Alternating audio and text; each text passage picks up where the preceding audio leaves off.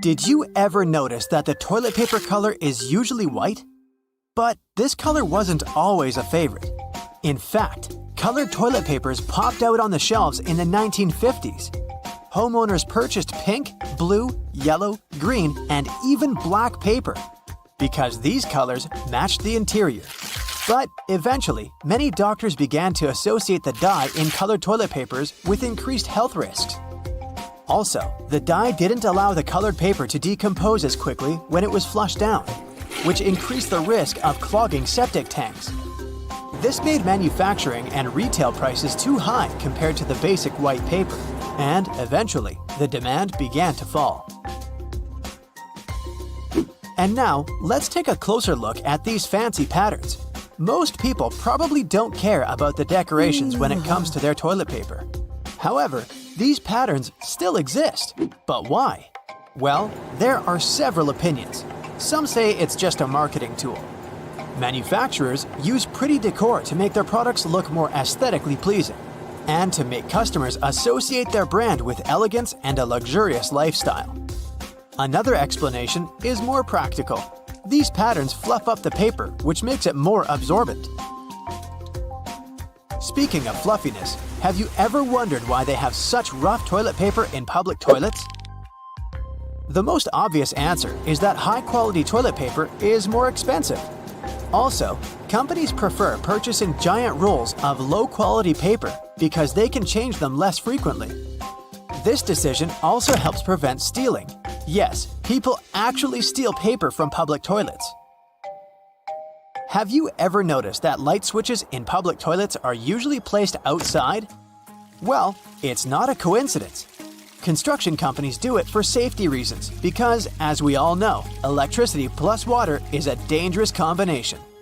And light switches are connected to power. Therefore, electricity literally flows through them. Of course, professionally installed switches will have a bunch of additional safety precautions. But most builders prefer not to take risks.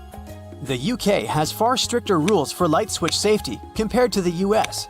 That's why if you live in London, you'll probably find light switches outside the bathroom more commonly. But don't worry, most bathrooms in the US feature independent electrical circuits. This provides additional safety in case of accidental electric shock. When any change in the electrical current happens, they should shut off automatically. There are so many awesome lighting opportunities in this world. But why are the traffic lights red, green, and yellow? Turns out there's a reasonable explanation for it. Before traffic lights for cars, there were traffic signals for trains. At first, railroad operators used white color to mean go, red to mean stop, and green to mean caution. But later, they realized that white wasn't such a good idea, because bright white light could easily be mistaken for stars during the nighttime. So railway companies changed the white color for green to mean go and yellow to mean caution, because these colors are easily distinguishable from the others. And eventually, this tradition spread to traffic lights for cars and became a standard. As for the red color, it has the longest wavelength, which means that drivers can see it from a greater distance than other colors. And the color yellow was chosen as a caution sign because it has a slightly shorter wavelength than red, but still longer than green. What's the dustiest room in your house? Usually, the answer is a bedroom. But why? Bedrooms tend to generate dust from skin cells, dust mites, and fibers from fabrics in your bed sheets, carpets, and curtains. If you have a pet, its fur and skin cells add a significant amount of dirt to this dusty party. Luckily, there are simple ways to make your bedroom less dusty.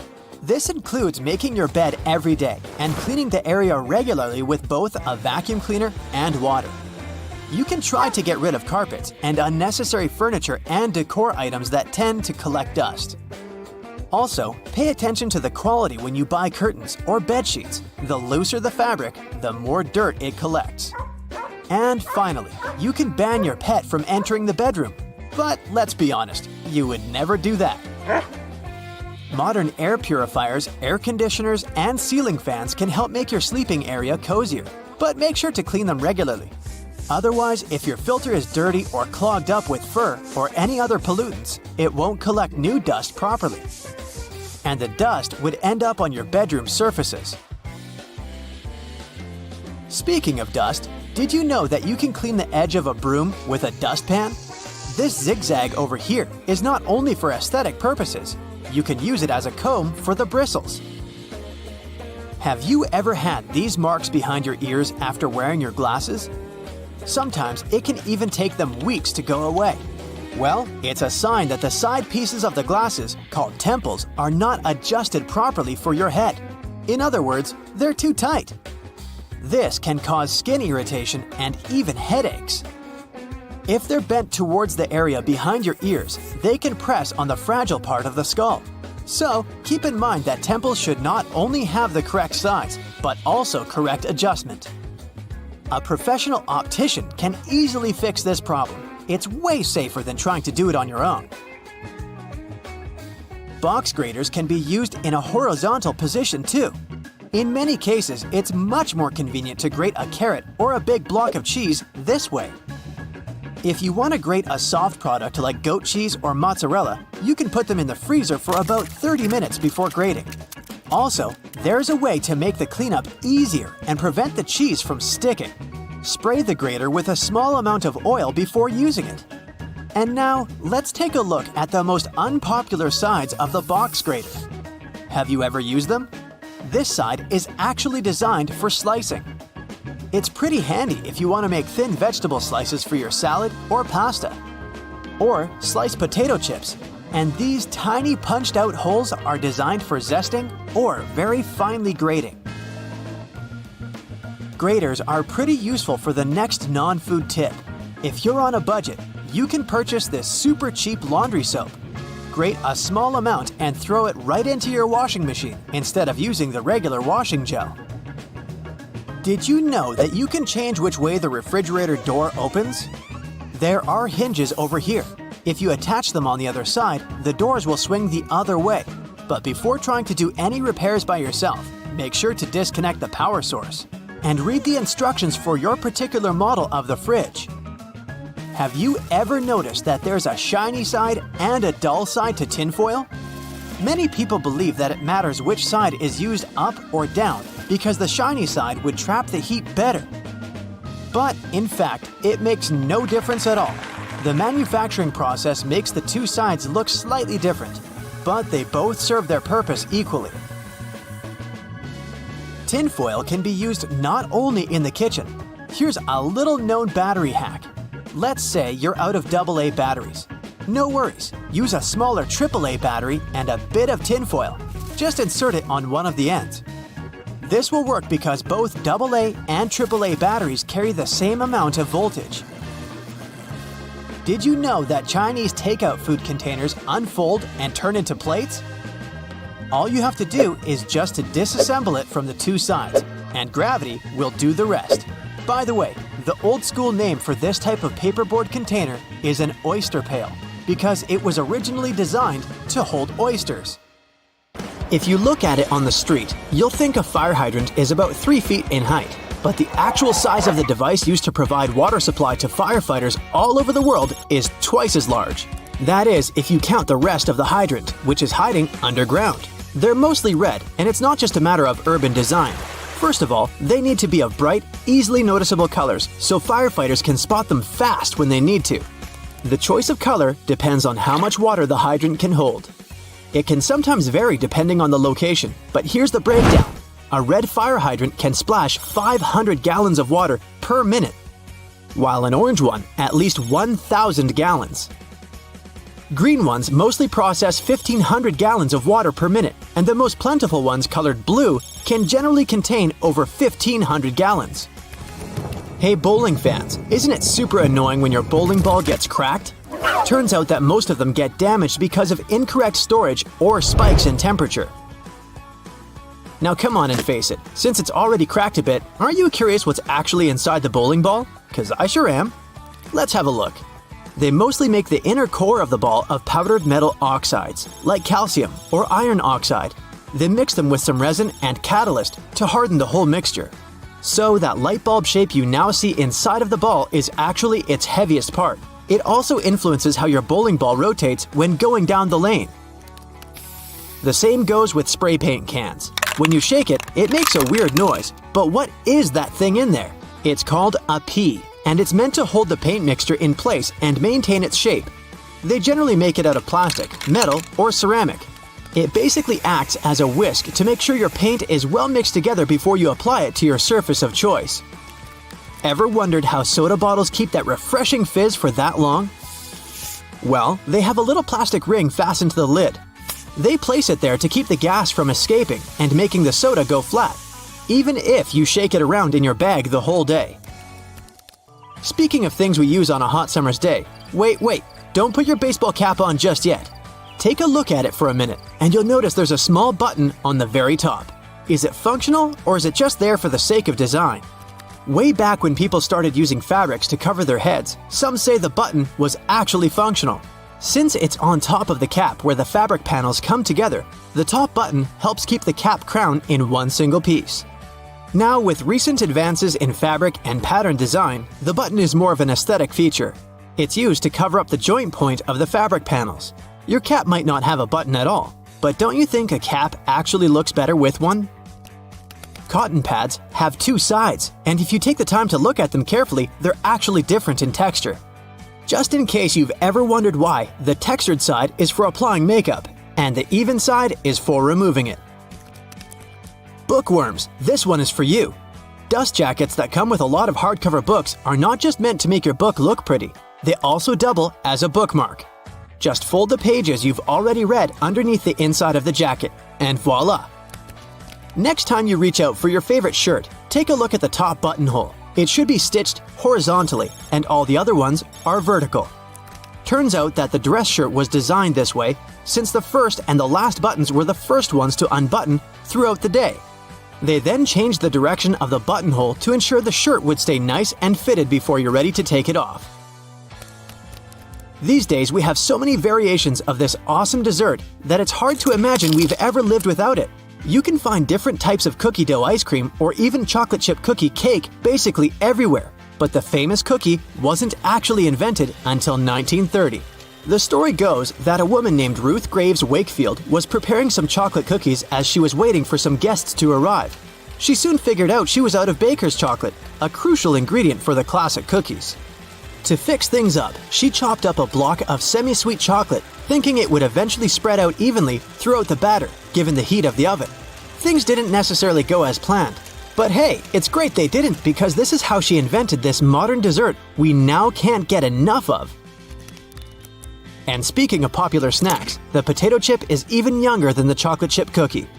Well, at least historically. There are many stories trying to explain how it was invented. One of them goes like this. A chef named George Crumb, based in New York, put the chips together in 1953. He decided to try a different cooking solution when one of his customers didn't have nice things to say about his French fries. He said they were too thick and kind of mushy. Then, Crumb came up with potatoes that were thinly sliced and fried until brown. People absolutely loved the dish, and they welcomed the first ever batch of chips with open arms. Ice cream, anyone? If the story is true, back in 1904 at the St. Louis World's Fair, one ice cream shop owner ran out of cups to serve his dish. So, he fashioned a waffle into the shape of a cone, and the rest was history. Okay, I'll admit it, chewing gum-like treats have been around since the ancient Greeks. So this one isn't particularly a revolutionary discovery, but the actual gum we buy today wasn't there until the late 1800s. An American inventor named Thomas Adams wanted to mix together different chemicals to create rubber. He tried and failed, for that matter, to play with chicle for his experiment, but ended up fashioning this neat treat. They still use chicle to this day to produce most chewing gums. Back in the 1800s, there lived a man named Jean-Baptiste Joly, who worked in the fabric industry as a textile maker. How he came up with this next invention that we use a lot these days has less to do with him and more to do with his maid. The story goes that the woman accidentally knocked a kerosene lamp over onto a tablecloth. Instead of getting upset over the damaged fabric, Joly noticed that the substance actually made the material cleaner. Figured it out yet? Yep, that's how the idea for the very first dry cleaner popped up. A very neat accident, if I do say so myself. Now this one I loved. Did you know matchsticks were initially called friction lights? Or at least that's how their inventor, a chemist named John Walker, called them back in 1826. He scraped a stick coated in chemicals across his hearth totally by accident one day and realized that they ignited and created a spark. Initially made out of cardboard, they were then made using wooden splints and sandpaper. Back in the 1940s, a man named Harry Coover stumbled upon a chemical formulation that seemed to stick to everything it touched. The scientific community at the time didn't look much into it, as the formula didn't seem to have many applications back then. It wasn't until 1951 that he looked a bit more into the formula and decided to repurpose it, along with a fellow Eastman Kodak researcher named Fred Joyner. They gave it a proper full name. But you must know it by the shorter version: super glue. It also has many uses in security these days that it's hard to believe that we didn't come up with this one on purpose. Back in 1903, a scientist named Edward Benedictus knocked over a flask by accident. He looked down and was amazed to see that the glassware had just slightly cracked but maintained its shape. He was expecting it to break into a million tiny pieces. Curious about this hidden feature, he looked into it and figured out what was keeping the glass together was a substance coating the inside of the glass. Ta-da! That's how humanity came up with safety glass. I want you to get ready to have your eyes finally open to some of the strange little secrets behind everyday items. From tape measures to toothbrushes to the kitchen stove, you'll never look at or use any of these things the same way again. Let's start with a humble tape measure. See how shy it is? It's actually a much more useful tool than you might think. Struggling to measure something on your own? Well, there's a hole or notch in the metal bit on the end. Called a nail grab, it allows you to hook it onto a small nail or screw, which then holds the tape measure in place while you pull it open. No more wild flopping around while you try to read it. But that metal end seems a little loose. Maybe it's time to buy a new one. Nah, don't. The end is actually supposed to move around, helping you get an accurate measurement. The hook is actually 1/16 inch wide, and that little bit of movement takes this into account. If you push it against something for an inside measurement, the hook is included in the final number. If that hook is on the end of something for an outside measurement, the slight gap equals the space the hook would take up. Your measurements are always spot on. Oh, and stop bending the tape when trying to include a corner in the measurement. Your numbers will be wrong. Check the casing. You'll actually find a measurement listed on the side. This is the length of the case itself. Press the casing into the corner, add that number to your measurement, and you'll have the correct information for any project. And guess what? There is actually a National Tape Measure Day. Ta-da! It's celebrated each year on July 14th. Wow, they really do have a day for everything. Now, another tool you haven't been using correctly? The stapler. Take a closer look at the metal plate at the front end. This is called the anvil, and yes, it helps bend the staples. But did you know it actually has two settings? A traditional staple's arms point inward, securing several sheets of paper in place. But you can turn the anvil around to the pinning setting, so that the arms of the staple will point outward. These staples are designed to be temporary, like pins used in sewing, and are much easier to remove. Do you have a padlock for your bike, or a locker at school, or your shed to keep your neighbor from borrowing things without asking? Then you may have noticed a small hole at the bottom, near the place where you put the key. The main purpose for this hole is to help drain water that might get inside. If the water isn't removed, it can damage the mechanism when freezing or by causing it to rust. If you do find your lock is stuck, though, it can be very frustrating. Don't panic. Add a bit of oil through this hole to help lubricate the mechanism inside, and it should soon start working again. Let's see what interesting things we can find in your closet. Nah, I'm not snooping. Well, maybe a little. Ooh, your coat is a good place to start. Some have a weird little half belt at the back. It doesn't wrap around to help keep the coat closed, so why is it there? Called a martingale, today it's little more than a style choice by designers, but it once served a very useful purpose. Some men's coats were made with additional material. The belt held that extra fabric in place. When the belt was undone, the jacket would open up wider and become a useful blanket.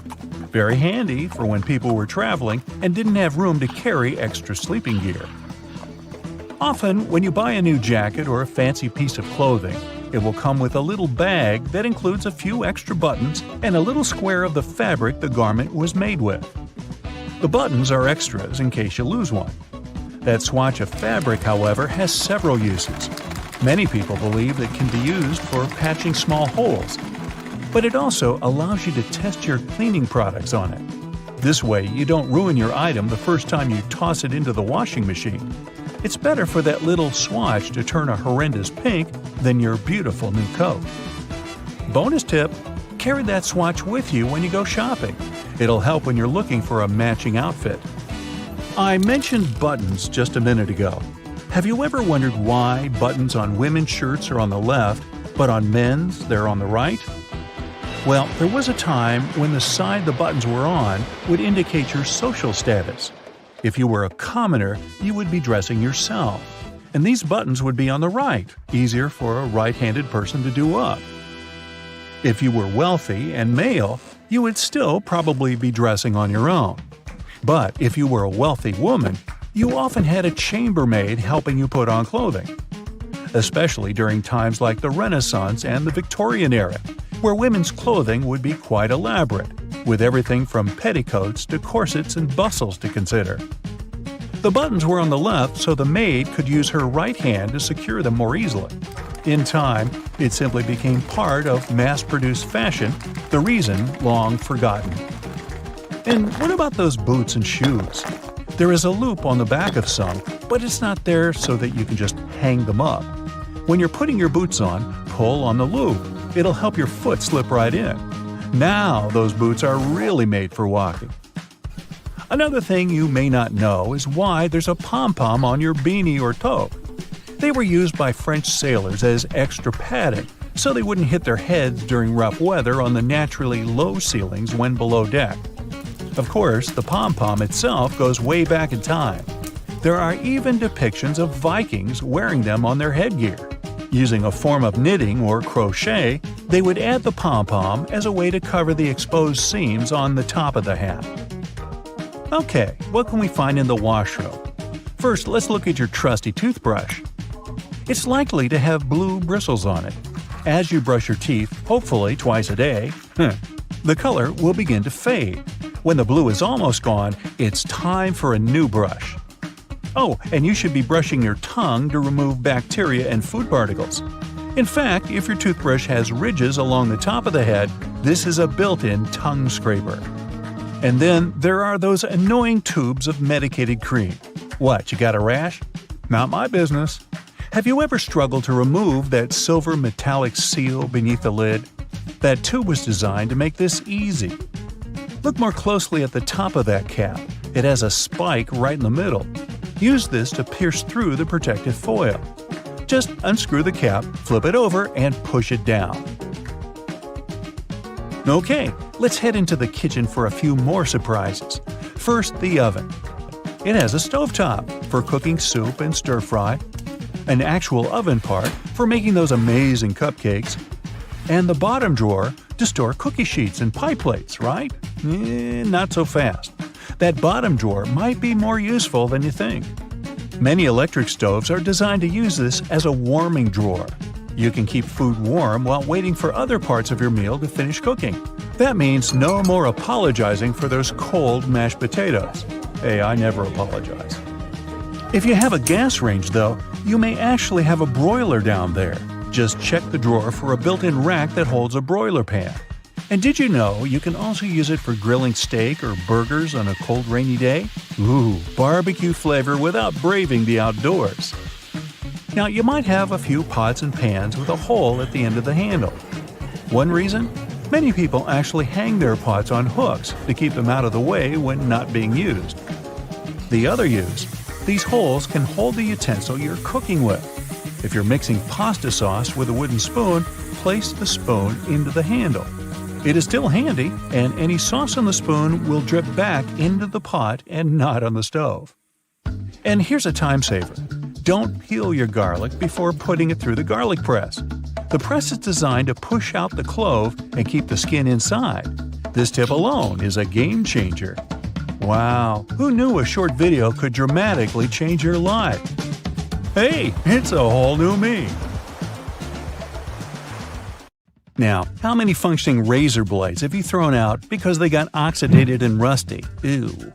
And how much usable toilet paper have you wasted because you didn't know any better? Luckily, that can change if you follow some simple tips. Now, let's say you've just arrived back from the grocery store. The bags are full of fresh produce and refrigerated items. If you're a Type A person, you probably look at your empty fridge and start throwing your groceries inside without any type of organizational system. Now, if you were a Type B, maybe you stop for a moment to assess the situation and try to figure out the best way to distribute your food. No matter which scenario you fit into, I bet you've been storing some essential day-to-day items in a very wrong way. Take eggs. We're used to them coming beautifully placed in their little carton packages, ready to be picked one by one and transferred to the egg compartment located on the fridge's door. But have you ever stopped to wonder whether that is really the best place to store your eggs after all? Turns out it's not the ideal place for them. The refrigerator door is one of the warmest parts of a fridge, as it is being constantly opened and closed, compromising the egg's overall quality. According to food safety experts, there is such a thing as the correct order to store food inside the fridge. Refrigeration plays a large role in keeping your food safe. The first rule of keeping food fresh is to always check the temperature in the places where you store it. The temperature inside kitchen cabinets should be between 50 degrees Fahrenheit and 70 degrees. And when it comes to the fridge, it must be around 37 degrees Fahrenheit, while the freezer should mark nothing over 0 degrees Fahrenheit. Store your refrigerated foods by cooking temperature, from the lowest temperature on the upper shelves to the highest cooking temperature on the bottom shelves. Keep ready-to-eat foods that need little to no cooking at all on the first fridge shelf. Then organize the rest of your shelves by cooking temperature. In this scenario, eggs would go on the third or fourth shelf, as they cook between 145 and 155 degrees Fahrenheit. Now bread. If you're a carb eater, you've certainly lost multiple packages of bread before. They are notoriously known for their super-fast expiring dates and the colonies of mold that appear from what seems to be thin air and force us to throw away otherwise good slices of bread. Well, here's some good news. There is a way to keep your loaf of bread fresh for weeks and even months. And contrary to eggs and milk, the fridge is not the way to go for that to happen. Instead, separate the slices of bread and place them in a plastic bag. Now, close the bag, removing all air from inside it. Be sure to leave the bag as free from air as possible. That is what will generate its safe storage. Now, place the airtight bags of plastic into a freezer, and voila!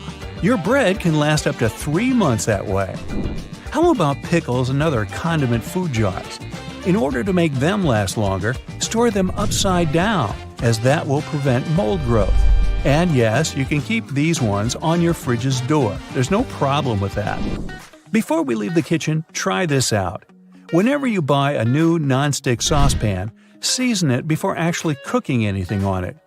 First, you'll need oil. Rub on the edges of your pan and place it inside the stove for about 60 seconds. Let it absorb the heat, then remove the pan from the stove and let it cool down. Wipe off the excess oil, and there you have it. This way, the oil will fill in any small gaps or little pores in the pan, smoothing down the surface until it's all even. You can now expose the pan to high temperatures and it won't get damaged. Now, let's move on to bathroom items. Toilet paper is easily one of the most wasted household items. Even if we notice it, we don't really do much to change the way we go about it. Apart from the classic over-under discussion of how we should place toilet paper, there is a less-known must-do habit that we often ignore. Just to fill you in case you've been oblivious to this until now, toilet paper science has long debated whether the correct way to hang the roll is with the loose end draped over the top or with the loose end hanging inside next to the wall. And as much as I bet many here already know the answer, can I have a drum roll, please? Well, you got that right if you guessed with the loose end draped over the top. It is so for the simple reason that over provides easier access to the loose hanging end of the paper and minimizes the risk of knuckle-on-wall germ gathering. Ooh. But now, toilet paper ingenuity doesn't end here. Did you know that to reduce toilet paper waste, you should squish your rolls before placing them on the bathroom hanger? By squishing, I mean laying them down horizontally and pressing them down with your hand until their aspheric center has turned into an oval, almost flattened shape. Yes, you should aim at flattening your toilet paper, and no, I haven't lost my mind. That happened long ago. The purpose of this practice is to make it harder for toilet paper to rotate. When you hang it in its usual, more circular form, it rotates too easily. This way, it lets us, the toilet paper users, effortlessly enjoy it in an unlimited fashion. Depending on the force we use to pull the paper, we will end up with twice or 3 times the amount of paper we needed in the first place. And sure, we could just roll the excess back. But I bet most of us here don't do that and end up just wasting huge chunks of paper. You get the idea, right? Oval-shaped paper equals more controlled rotation and thus less waste of toilet paper. So there. Then we have razor blades. If you're the person who never stops buying razor blades because the last one you bought 5 days ago is already rusty from your bathroom's humidity, maybe you'll want to listen to this one. It's not true that razor blades have such a short life expectancy. They can and should last longer in our bathroom cupboards. We just need to know how to handle them. Now, you don't have to be an expert to know that a warm and moist environment doesn't go well with razor blade steel. So, for starters, you should always dry them after using them, especially if your last usage was in the shower. Then, keep them in a cool and dry spot, maybe even out of the bathroom. They will surely last longer this way. Using a rusty blade can be especially bad for your skin, contributing to bacterial or fungal infection. So that's a big no-no for leaving the blade face down in a puddle of shower water. Do keep that in mind. After that delicious shower, some people may head back to their bedrooms. If it's near bedtime, they might even decide to light that aesthetically pleasant nightside candle and enjoy the most out of its pleasing white musk and warm vanilla aroma. But if your candle has been burning too quickly, try these tricks out and see if it'll last longer. You can trim your candle's wick multiple times and keep it as far away from water and moist as possible. It will guarantee that your candle's wax stays firm and steady and thus continues to burn slower for a longer period of time. A little extra tip regarding candles: never throw away their jars once you finally burnt them out. Suppose you made it to the end of your candle. Congrats! Boil some water, wash the recipient with detergent and warm water, clean the remaining wax out of it, and reuse the jar. You can plant a succulent, store art supply, or use it for anything your heart desires. And there you have it. Little changes in habits can go a long way in your daily life.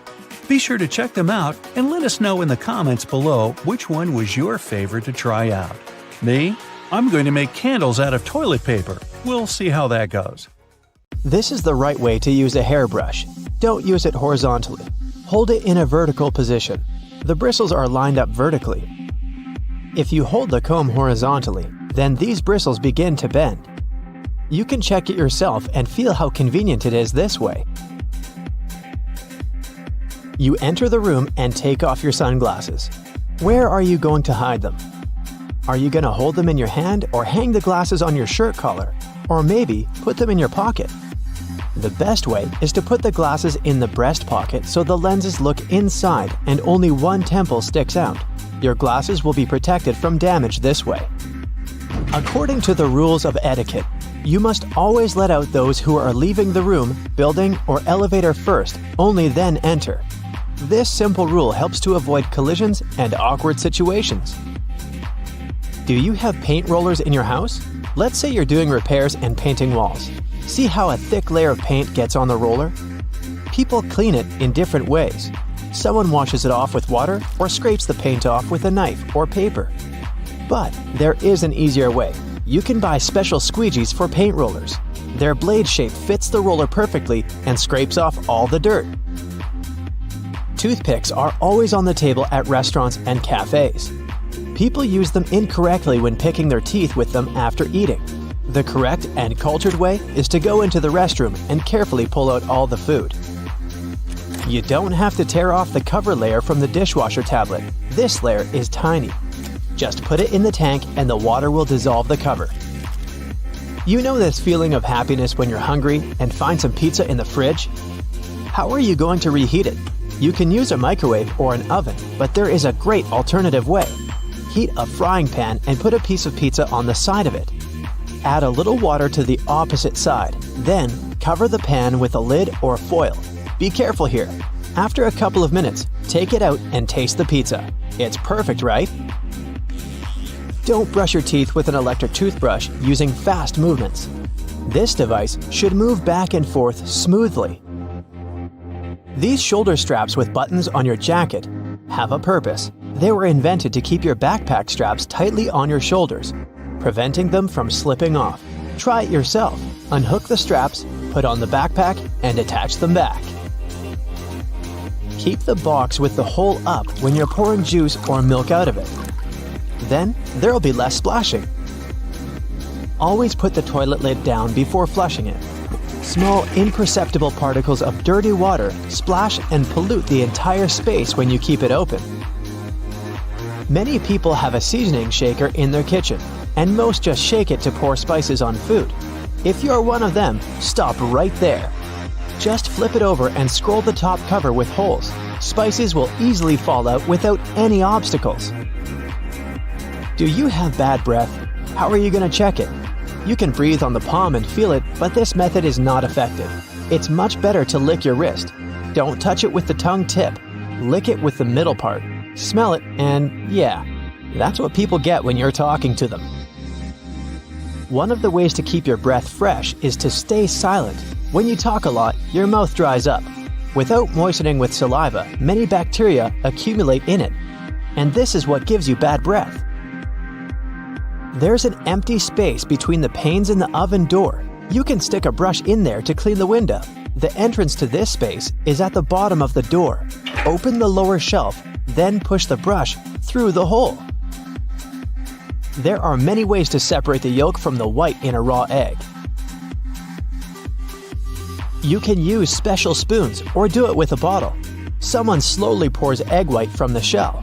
None of the methods are easy, especially if you're doing it for the first time, but you can extract the yolk much more efficiently without using any additional equipment. Just pour the raw egg onto a plate and take out the yolk with your own hands, but before that, oil your fingers with garlic. Did you know that it's better to wash the rice in cold water before cooking it? Water helps to separate the dry grains from each other. During cooking, the washed rice grains don't stick together. This makes the rice fluffy and delicious. The easiest way to peel garlic is to put it in the microwave. Cut off the tip and leave it in the microwave for 20 to 30 seconds. Done! You can peel it easily now. Do you know how to properly open a pack of spaghetti? Take it with both hands. Hold it upright and hit the bottom part against the table. Don't be afraid to use force. The lower side of the pack should evenly touch the table surface. A slight deviation can damage your spaghetti. You can also open it by strongly slapping its back with your palm. But this option requires more practice. It turns out that you don't really have to wrap your suitcase with a protective plastic film while traveling. You can use a t-shirt instead. Just put your clothes on your suitcase as a cover, and don't waste your time and money wrapping it in plastic. Here's the right way to tie a garbage bag to get rid of the hole in the middle. Don't tie these thin straps together. Hold them to the top. Make a knot, and wrap the knot through the loop. Now you have a good tight seal here. Here's the best way to open a bag of chips at a party. Put the bag horizontally. Fold 2 corners on the same side and roll this side inside a little bit. Put the bag with this rolled side on the table and open the top. Your ceiling fan has 2 modes of operation, the winter and the summer one. You need to find the switch to change between them. Switch it up to activate the winter mode, and the fan will pull the air up. Turn on the summer mode, and the fan will push the air down to cool the room. If you're afraid of losing your luggage at the airport, here's a great way to avoid it.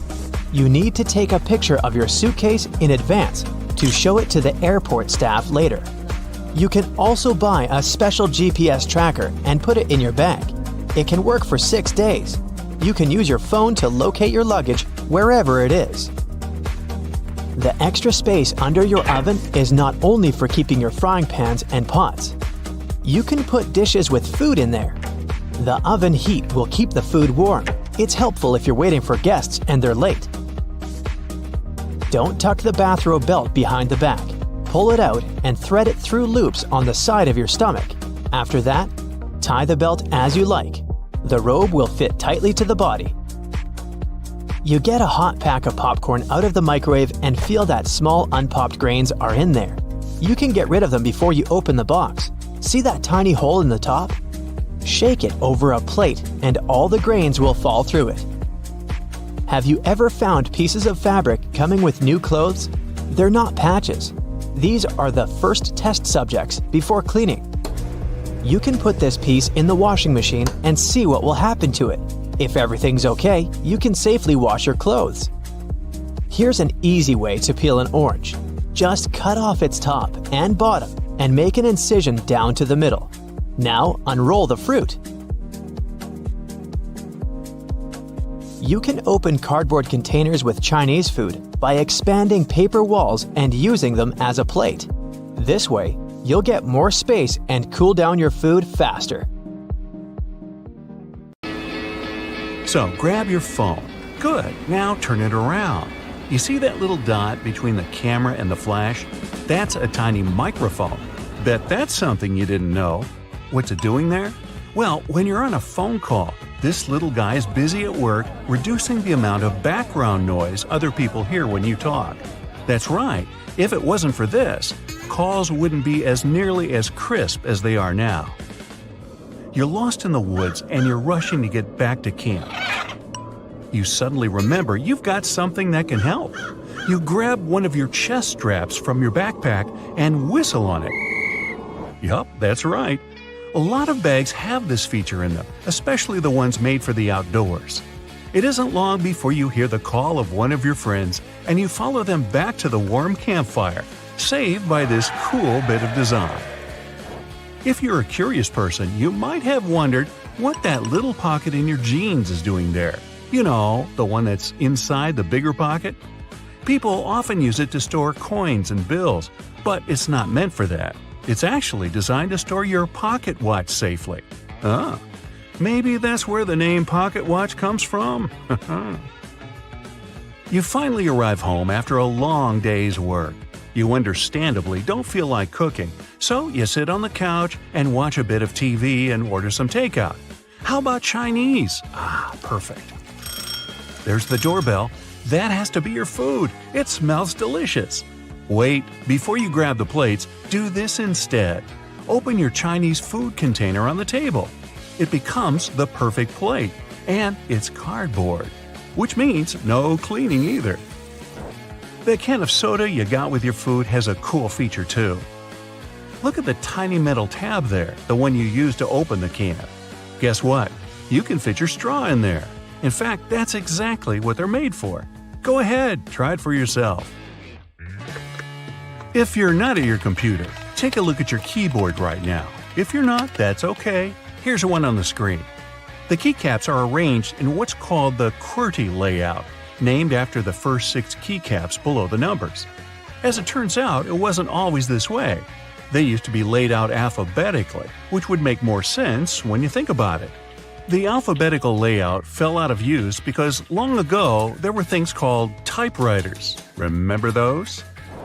You press down a key and a type bar would fly out, hitting an inked ribbon and stamping a letter on the piece of paper.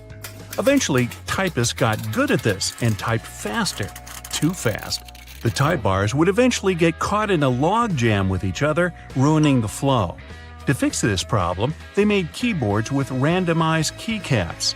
The new layout actually worked better because it made typing harder, helping to slow typists down and prevent the type bars from getting stuck. Much better. Today, no type bars, no typewriters, mostly.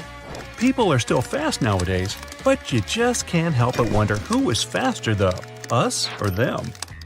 Keyboards have another hidden feature too. Have you ever noticed that the F keycap and the J keycap have little bumps on the bottom of them? As it turns out, they're there to help people figure out where they are on the keyboard without having to take their eyes off the screen. Grabbing a takeaway cup of coffee at your favorite cafe might be just what you need to fully wake up in the mornings.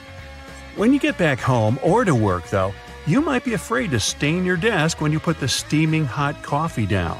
Worry not, your plastic lid isn't only good for keeping your coffee hot, it also doubles as a coaster. In fact, they're the perfect size to hold a cup. Try it for yourself. This one's going to come in handy if you're a home cook. If you're like me, you might have a bit of trouble deciding how much pasta you need for just one serving. Well, if you've got a pasta scoop, grab that. Most people don't know what the little hole in the middle is for and assume it's supposed to help with water drainage or something. It turns out that it helps you measure out a perfect serving. Just see how much dry spaghetti you can fit in the hole and use that as one portion. Out at the store buying coat hangers, you might notice that the plastic ones feel cheaper than the wooden ones. There's a good reason for this. Wooden hangers are made out of cedar wood. The big difference between the two is that the wooden ones repel bugs and moths. They're stronger and last longer too, perfect for things that might stay in your closet for a long time. When you brush your teeth, you might have noticed that your toothbrush has blue bristles. They're not just there for show. In fact, they're there to tell you when it might be time to switch toothbrushes. These bristles lose their strength and color when the brush has been worn down, letting you know that it's time to get rid of it. Microwaves often look a bit like mini TVs, especially ones where you can clearly see the black film around them. This is actually a really important feature that's used to keep the radiation from slipping away. They're called Faraday cages, if you want to get technical. This is why you can stand next to a microwave without melting into a puddle. That's not to say you should stand in front of the microwave and watch your food heat up, but at least you know you won't grow an extra ear or something. Okay, not really. Some ovens have a drawer under them. It's tempting to use this to store random junk you don't use often, but there's a better use for it. Instead, this should be used to help keep the food that's waiting to be served hot. You can take it out of the oven and store it right in this drawer, keeping your oven free for you to carry on cooking. Now, you're on a plane looking around trying to pass the time before takeoff. When you examine the window, you notice it has a little, very tiny hole on its bottom. Don't worry, it's not broken. It's there to relieve the pressure that builds up over time as the plane goes up and down. It also lets the air flow through it. Now, raise your hand if you've ever ridden on an escalator and scrubbed your shoes on its bristles. Hey, I'm guilty of doing that, maybe more than I should. It's not there to clean your shoes, though. It's an important safety measure. It stops your shoelaces, clothing, and other stuff from getting stuck in there, avoiding a nasty scene when you go to get off. Sometimes a piece of fabric comes with your new clothing. It usually comes along with the extra buttons in a little plastic bag. You might think it's just a piece of fabric to use for future patching, in case you rip it. But that isn't its purpose at all. It's actually supposed to be put in the washing machine to test how it reacts to various washings. Now, you don't have to worry about shrinking your new expensive coat because you know how it'll react to the wash. Bubbles! Who doesn't love bubbles? Most people have fond memories with bubble blowers as a kid. But as adults, the closest thing we can get to recapturing that feeling is with bubble baths. After a hard day at work, there's nothing better than dipping into a nice warm bubble bath. Right, guys? And the bubbles do more than just clean you. If they're high-quality bubbles, they'll serve as a heat insulator, so they make sure that your bath stays warm for longer. Boxes of chocolate sometimes have these mysterious holes in them. When I'm eating a box, or two, I usually ignore them and take out the chocolate by pressing the bottom of the plastic. But it turns out that I've been doing it wrong the whole time. If you press one of the holes, the chocolate comes right out. I'm certainly going to start doing this from now on. Here's another one from the kitchen. The handle on a pot will often have a hole in it. Most people use this to hang them on a nail on the wall as an easy storage method. The hole has another use too. When you're cooking, you can use this handle to hold your wooden spoon or whatever else you might be cooking with. This makes sure you don't make a mess when you put it down. Glass bottles usually come with a cap in them. Well, duh. Otherwise, the liquid would just spill. In this cap, there's a plastic liner that seemingly has no purpose, right? Wrong. It's a seal. No, not a seal. A seal. It's the kind that helps keep your drink fizzy. Just the refreshment I needed. A lot of doorknobs are made out of brass, and it's not by chance. They're made out of this specific material because it's bacteria's worst enemy. That's right, it destroys them. Perfect for those who want to keep a clean house and avoid germs. Hey, you want a fish? Whether it's something as simple as a button on your jeans or something that's part of a larger moving mechanism, here are 26 secrets to everyday things you probably didn't know about. You use doorknobs every day, so it's right to be concerned about how many germs could be on them. However, they have made doorknobs out of brass partly for that reason. Brass provides an antimicrobial effect, eliminating the microorganisms that were hoping to start a colony on your doorknob. Your pants have that 1/5 pocket that's recognized as the small useless one. Originally, it was there to provide a safe place for your pocket watch, something that was necessary when first implemented in 1901. It then continued to remain for traditional purposes. However, it's still a great place to put your Tic Tacs.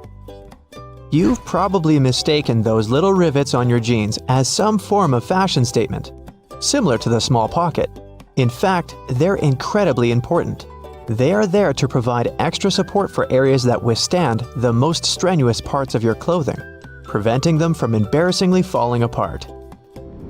That little button at the end of your seatbelt seems like it's way out of place. In fact, it's there to ensure your buckle will always remain at the end, so you won't have to awkwardly fiddle with your seatbelt every time you put it on.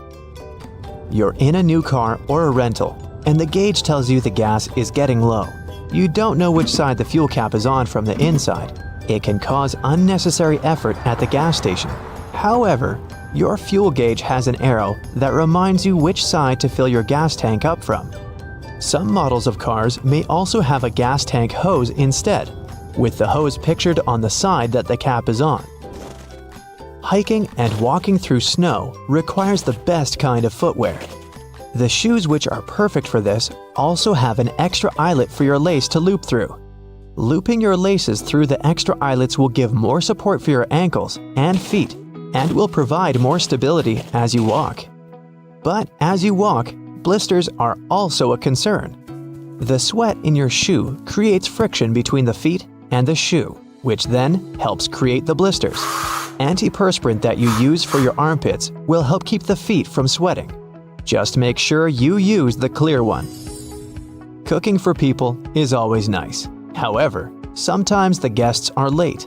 Yep, we're all guilty of that sometimes, right?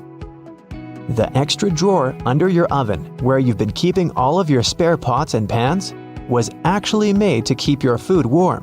Great for those who are late to the meal. Ever wondered how long that padlock could possibly last when it's outside, in the rainy weather, keeping your bike safe? It has a little hole at the bottom of it. It's there to drain water to avoid corrosion on the inside. It also serves to provide oil, further prolonging its use. That hole in the elevator door isn't there to check who's inside so you can avoid sharing a ride with specific people. It's a keyhole in case it breaks down. Ketchup, sauce bottles, and all other condiments we love all have a stage when it's difficult to get the insides out. You try hitting it, shaking it, and poking things inside to encourage the tasty condiments to come out. Luckily, there is an easier way to do it. The label at the top suggests where to tap the bottle. The sauce will come out easier and smoother, allowing gravity to take the place of frustration. The purpose of wooden coat hangers is to help repel pesky insects and avoid fungal growth that eats away at your clothing. As it's made of cedar wood, it contains oils that have insecticidal and fungicidal properties and were used as far back as the ancient Egyptians, although they used it for other purposes. We've all been trained and tested at the art of typing and know the correct way to use a keyboard. But you may not have noticed that the F and J keys have a small ridge at the bottom. They're there to help you find your correct starting place with your fingers on the keyboard, without having to look down. If you've been lucky enough to get the window seat on the plane, you would have noticed that little hole at the bottom of the window. It helps with the air pressure on the plane. The window itself is made from acrylic and isn't actually glass, which saves it from fogging up so you can see the scenery on your journey. The windows on planes were originally square. However, they would continuously break from the constant changes in pressure. Round windows are able to evenly distribute the pressure, ensuring you'll have a pleasant journey without falling out. For all you Nintendo Switch players, those who have tried to taste your cartridges will notice they have a bitter taste. The manufacturers added it intentionally, as the Switch's cartridge size is very small and it might be a hazard for the youngest players that have a tendency to put things in their mouth that they shouldn't. So the bitter taste made from denatonium benzoate ensures that they won't be tasted for too long. Cosmetics containers that are filled with products used for your skin have a secret number on them. This is to help inform you how long the product will be usable, ensuring it doesn't cause the reverse effect by damaging your skin instead. Pen lids have a hole at the end of them. It's not there to help your pen breathe and boost performance, but it's there to help you breathe, just in case while you're sitting in class or at work and you're chewing on your lid and just happen to swallow it. You can be rest assured if it's stuck, the pen makers were thinking of you. When you're traveling by car or any other form of ground transportation and you're trying to drink your favorite pop from a straw, you'll find it quite difficult to do at times. Simply turn the tab on the can around so that your straw easily fits inside, making it easier to drink out of. There are always spare buttons when buying new clothes, along with a little bit of fabric. It's far too small to repair that crutch part that always rips first. The fabric is actually there for you to test how to wash it, so you don't accidentally ruin your brand new clothes. Determining how much pasta you need just for yourself can be difficult to figure out. Your big spaghetti spoon with the big hole on the inside, that looks like it's there to drain water, is actually there so you can put the uncooked pasta inside before cooking, so you know exactly how much you need. New shoes always come with those strange little packets. That's silica gel. The gels are there to reduce the moisture in the air to avoid any fungal growth while the shoes were waiting to be purchased. Throw it away. Next time you need to dry out your electrical devices, it's a lot easier than using rice. It's difficult enough to see at night whilst driving, but it's even worse when the driver behind you shines their high beams. Your rearview mirror has a tab at the bottom. When you press it, it changes the angle. One is for day driving, the other, well, for nighttime. It'll help in case that one person driving behind you has forgotten to turn off their high beams. Although your screwdriver is ergonomically made for your hand, sometimes you have that one screw that's too hard to loosen up. The handle is also shaped so you can easily fit inside of a ring spanner or wrench, allowing you to apply more force, ensuring that you can remove that troublesome screw. The skirt part on an escalator seems like a good spot to get your foot stuck, but in reality, those long brushes poking out aren't there to give you an extra shine on your shoes, but for safety precautions, to minimize the risk of trapping objects between the steps and the side of the escalator. The cylinder on the end of a cable is sitting there, useless as it might seem. In fact, This is a ferrite bead that assists with many electrical wires to reduce electromagnetic interference. Electrical wires act like unintentional antennas, broadcasting the EMI. There's a reason why the spinning wheel inside their microwave is circular. A circular object will evenly distribute the heat as opposed to a rectangular and square one. When you place containers of these shapes inside, the energy is focused on the corners rather than spread evenly like in a round container.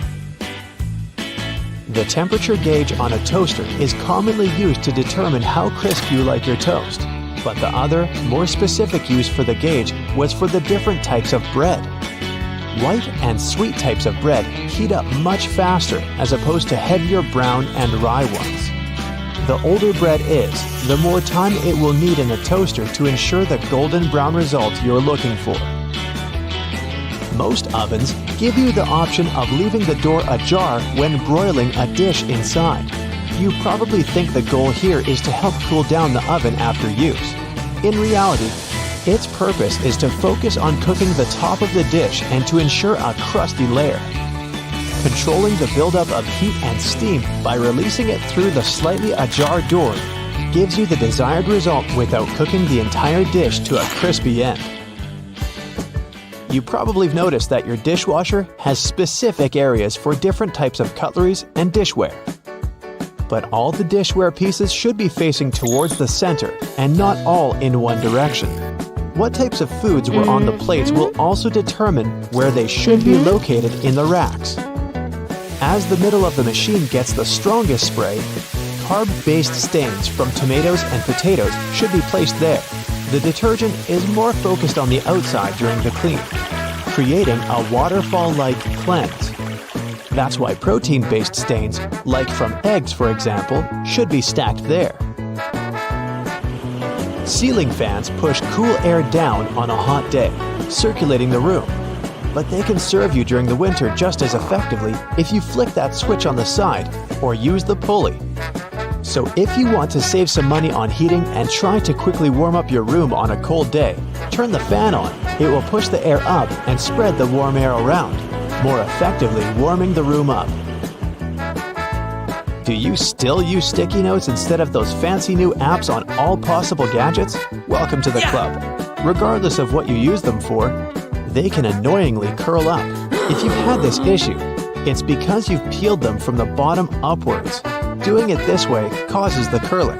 Peeling them from the side will ensure they remain flat, ready to remind you of your daily tasks. Did you know that can openers weren't invented until 50 years after preservation cans had been readily available?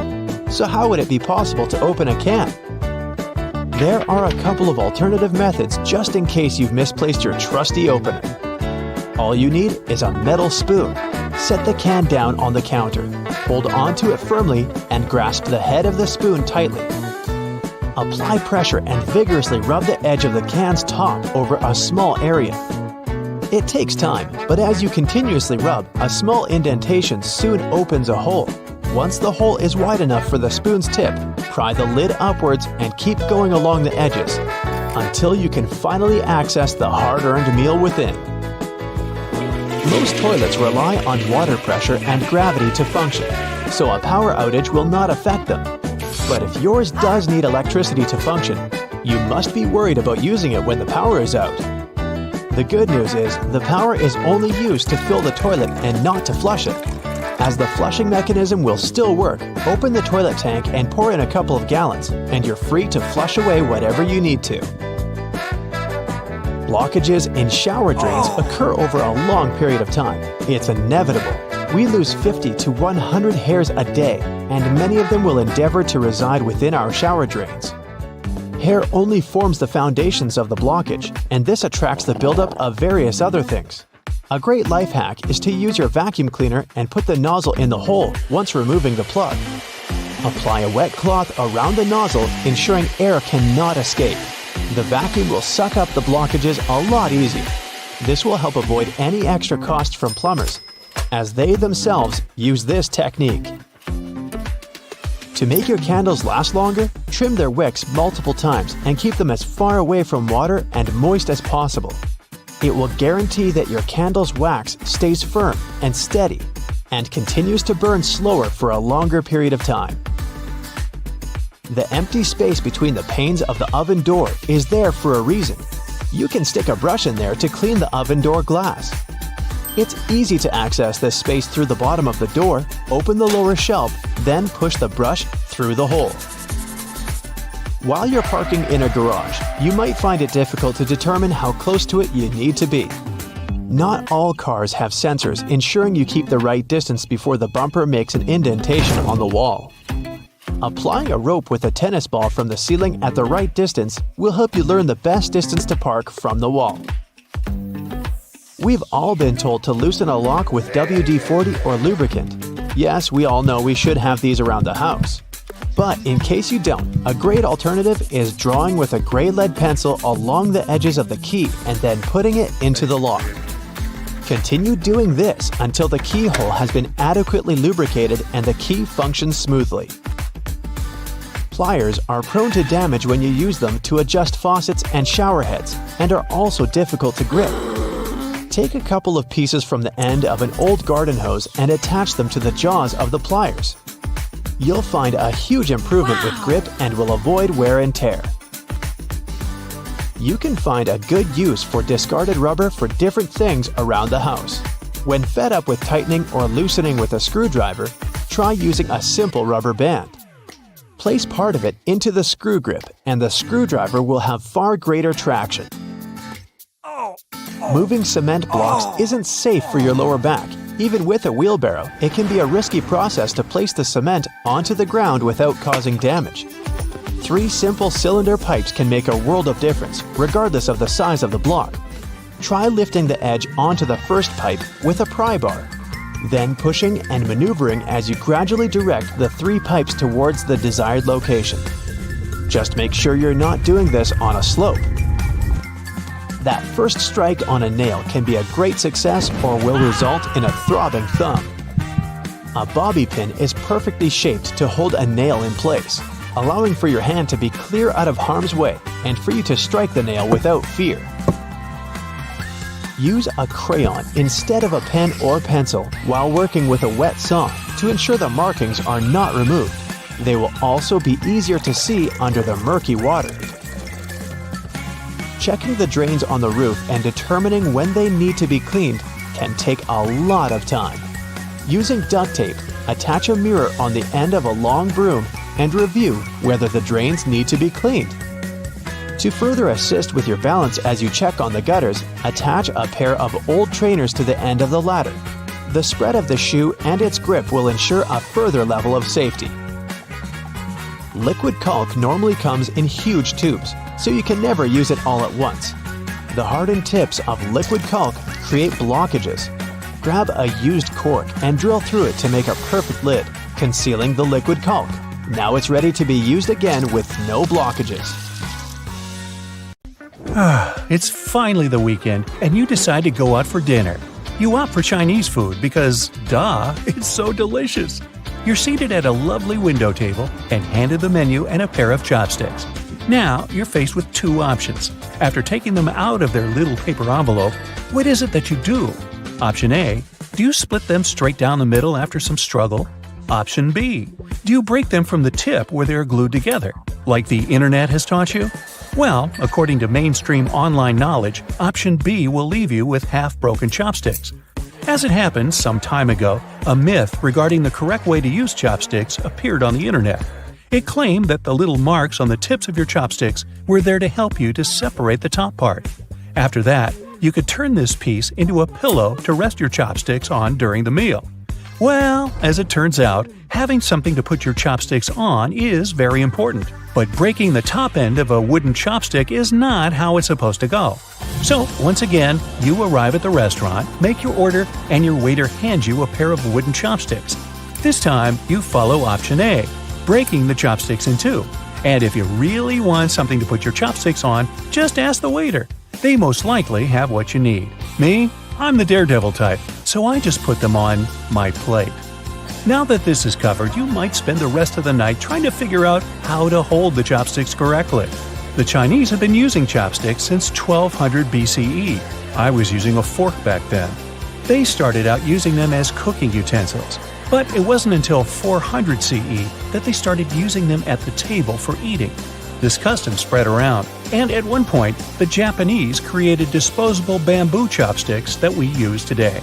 40% of the world's population use their hands to eat, 30% use knives and forks, and the remaining 30% use chopsticks. Most chopsticks users are from the East and Southeast Asia, with China, Korea, and Japan leading the race. And just in case you're wondering, yes, there is more than one type of chopsticks in the world. For example, chopsticks in China are the thickest and longest of them all. They're often made from bamboo or melamine and have thick and flat tips. The material is slippery and smooth, which makes holding them even more difficult. Now, say you're having dinner with native chopstick users. Here's what you should do. Plan where you'll rest your chopsticks between bites. You don't want to make a mess, right? So don't put them on the table, you'll get sauce all over the place. Definitely don't place them upright in your rice bowl. I'm not even going to start on how impolite that looks. The best solution would be to ask for a chopstick pillow or a holder and put it next to your plate. But if that's not an option, you can lean the tips of your chopsticks on the rim of your plate or bowl. Also, pay attention to what your chopsticks are pointing at once you put them down. It shouldn't be the people you're dining with. That can be interpreted as disrespectful in certain cultures. Now, here's how you're supposed to hold your chopsticks. Here's your hand, and a pair of chopsticks. Try holding them like you would normally hold a pen or pencil. Take a mental picture of what it looks like. Now, never do this again. Try doing this. The thumb over the chopstick, under the chopstick, the tip of your finger. Got it? You have to place your thumb and index finger on the top stick, your middle finger serving as both support for the upper chopstick and as a holder for the bottom one, together with your ring finger. It might sound difficult, but it's really not. Just make sure to get some practice. And remember, if your finger starts sliding down the chopsticks, hold them as close to the top end as possible. This way, you can open your chopsticks wider. If you're almost a pro at handling chopsticks, you can use them while cooking. Just don't use metal ones though. They are good heat conductors and will also most likely scratch the bottom of your pan. There are other types of chopsticks you can use. They are very good in case you decide to cook tempura or fritters that you need to keep turning from one side to the other. And last but not least, never wash your chopsticks in the washing machine. Just don't. They'll probably end up clogging the machine. Wash them by hand, the way previous generations did.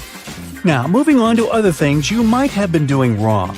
Hey, I don't mean to criticize. I'm just going to point out a few improvement opportunities on things you might have been doing badly, like microwaving leftover food. How many times have you taken your food out of the microwave only to discover it's still cold in the middle? That's because microwaves heat the food closer to the sides of the plate first. Often the heat doesn't have enough time to reach the middle of your, let's say, delicious spaghetti bolognese. It's more effective to spread your food closer to the sides, leaving some empty space in the middle. There you have it, warm food without much effort. And since we've been talking about food, let's talk chicken wings. Most of us take one, scorching hot, with both hands and take a big bite. But there's an easier way to eat it. Grab the wing by the two little bones, twist them, and slowly pull the bones out. Don't worry, the chicken won't feel it. You'll get a meaty, bone-free chicken wing. After all this eating, make sure you brush your teeth. But make sure you're doing it right. Choose a soft or medium bristle toothbrush. It won't harm your gums. And instead of repeating mechanical up and down movements, choose a 45-degree angle and go with it. This way you'll clean all that sticky plaque. Blech. To break in a new pair of shoes, you can ask someone with wider feet to do it for you. Maybe Mongo here. Or you can do something different. First, you'll need to put on a pair of thick socks. After that, use your hairdryer to blow hot air on one of the shoes and walk or jump around your home for a minute or so. You'll notice that your shoe has become warmer and softer. Now repeat this process with the other shoe. Now, if you still think the only use of nail polish is to make your nails all nice and pretty, you might be in for a surprise. Nail polish has unique waterproofing and adhesive properties, which makes it pretty useful when you need to create protective seals. So, if you've chipped a ceramic jug and glued it back together, try applying a layer of colorless nail polish. Now the crack is sealed and your jug is ready to be used again. And if you don't want to seal envelopes, if you still use them, you can apply a coat of nail polish on the corners of the envelope, close it, and put it in the mail. And now, some real magic. You know how the tips of your shoelaces might get frayed? Hey, sometimes I get afraid. Well, you can twist the loose ends together, dip the ends of your shoelace into clear nail polish, and it will lock itself together in place. You can also do that if you have some difficulties with threading a needle. Dipping the thread in nail polish will make its tip firmer, and it'll make it easier for you to pass the thread through that tiny eye of the needle. Now, if you're a fan of Gatorade, I'm sure you'll be surprised to know that you've been drinking it all wrong. At the bottom of every bottle of Gatorade, there's some space. You can use it to keep the cap. This way, you'll never lose it when drinking Gatorade again. So, who doesn't like to add some ketchup to that delicious hot dog? But you might be storing it incorrectly. Should you refrigerate it or not? Commercially made ketchup typically contains tomato, sugar, and vinegar, which give the sauce its specific acidity. The vinegar is actually what keeps the condiment preserved and safe to eat. That's why ketchup doesn't need to be refrigerated to avoid going bad. So, you can clear up that refrigerator shelf space and leave your ketchup in a cupboard at room temperature. But never leave it sitting in the sun on a hot day. When you go to open it, it will explode all over you in a big red mess. I speak from experience. And finally, if you want to cross out a word on a page, try writing several random letters over it. This way, the combination of letters will make the word impossible to read, and your secrets will remain safe. Want to pour yourself a drink before we begin? Just make sure not to grab the glass with your palm. Yep, that's right. The glass has a stem for a reason. Touching the glass bowl with your hands will alter the drink's temperature, and it will get warmer much sooner. While we're in the kitchen, let's check out your fridge. Most of those come with designated areas in the door shelves for eggs, but this may not be the best solution for storing them. The temperature in the door shelves tends to be a bit higher than in the fridge itself, so it's not the best place to store delicate types of food, like eggs or dairy. Make sure to remember that after your next trip to the supermarket. Also, while we're still browsing items in the fridge, did you know that waiting for food to cool down before refrigerating it may be bad for it? Keeping food at room temperature for more than 2 hours can increase its chances of going bad. So, pop it in as soon as possible. Just make sure to divide your food into smaller batches to help it cool down quicker. What's that in your fridge I just saw? Chocolate. Well, that's a big no-no. Regardless of the season, remember to never store chocolate in the fridge. The lower temperatures inside can cause the chocolate flavor to dull. Also, who wants to eat rock-hard chocolate anyway? When it comes to breakfast, next time you boil an egg, try putting a teaspoon of baking soda into the water when boiling. The eggshells will peel off way easier. Another tip is to crack the egg on one end and run it under the tap. The water stream will help peel off the shell faster and with way less of a mess. Fan of smoothies? Bet you didn't know there's actually a correct way to load up your blender. Start with the liquids, then pile up the solids as you go. The motion created by the movement of the liquids will ensure a smooth, clump-free, delicious breakfast or snack. After that, you can clean it by simply adding some dishwashing soap and some water and letting it blend away. No need to add it to the dishwasher anymore, since the full cycle of the dishwasher can damage the metal plates on the blender. If you're ever in the mood for a peanut butter sandwich, but the peanut butter is all split with the oils on top, remember, there's a correct way to store it. Placing the peanut butter jar upside down in your cupboard will ensure the oils are spread out evenly. Love a good steak but never get a perfect consistency? You're probably digging in too soon. You have to let the meat rest after cooking for at least 10 minutes before you start cutting it. Using the right knife will also give you better results. A sharp knife will ensure you don't lose any of those lovely meat juices. It's pasta night. Ever wondered why there's a hole in the middle of the spaghetti spoon? Turns out you can use that hole to check how much pasta to cook per person. Now you know exactly how much of it to boil for that special marinara sauce of yours. When using non-stick pans, never use metal utensils. Go for wooden or plastic ones instead. The metal will be way too rough on the surface of your pans and can actually damage the non-adherent surface. Are you a leftovers for dinner type of person? Aren't we all? Quick tip for reheating your dinner in the microwave. try spreading the food around the edges of the plate. Microwaves are indeed designed to heat food as evenly as possible, but not if the food is piled up. Ever try to take out a single Tic Tac from the tiny container? Just turn the box on its side. There's a cleverly designed slot on the plastic top precisely for that. No more shaking the Tic Tac box like a maniac.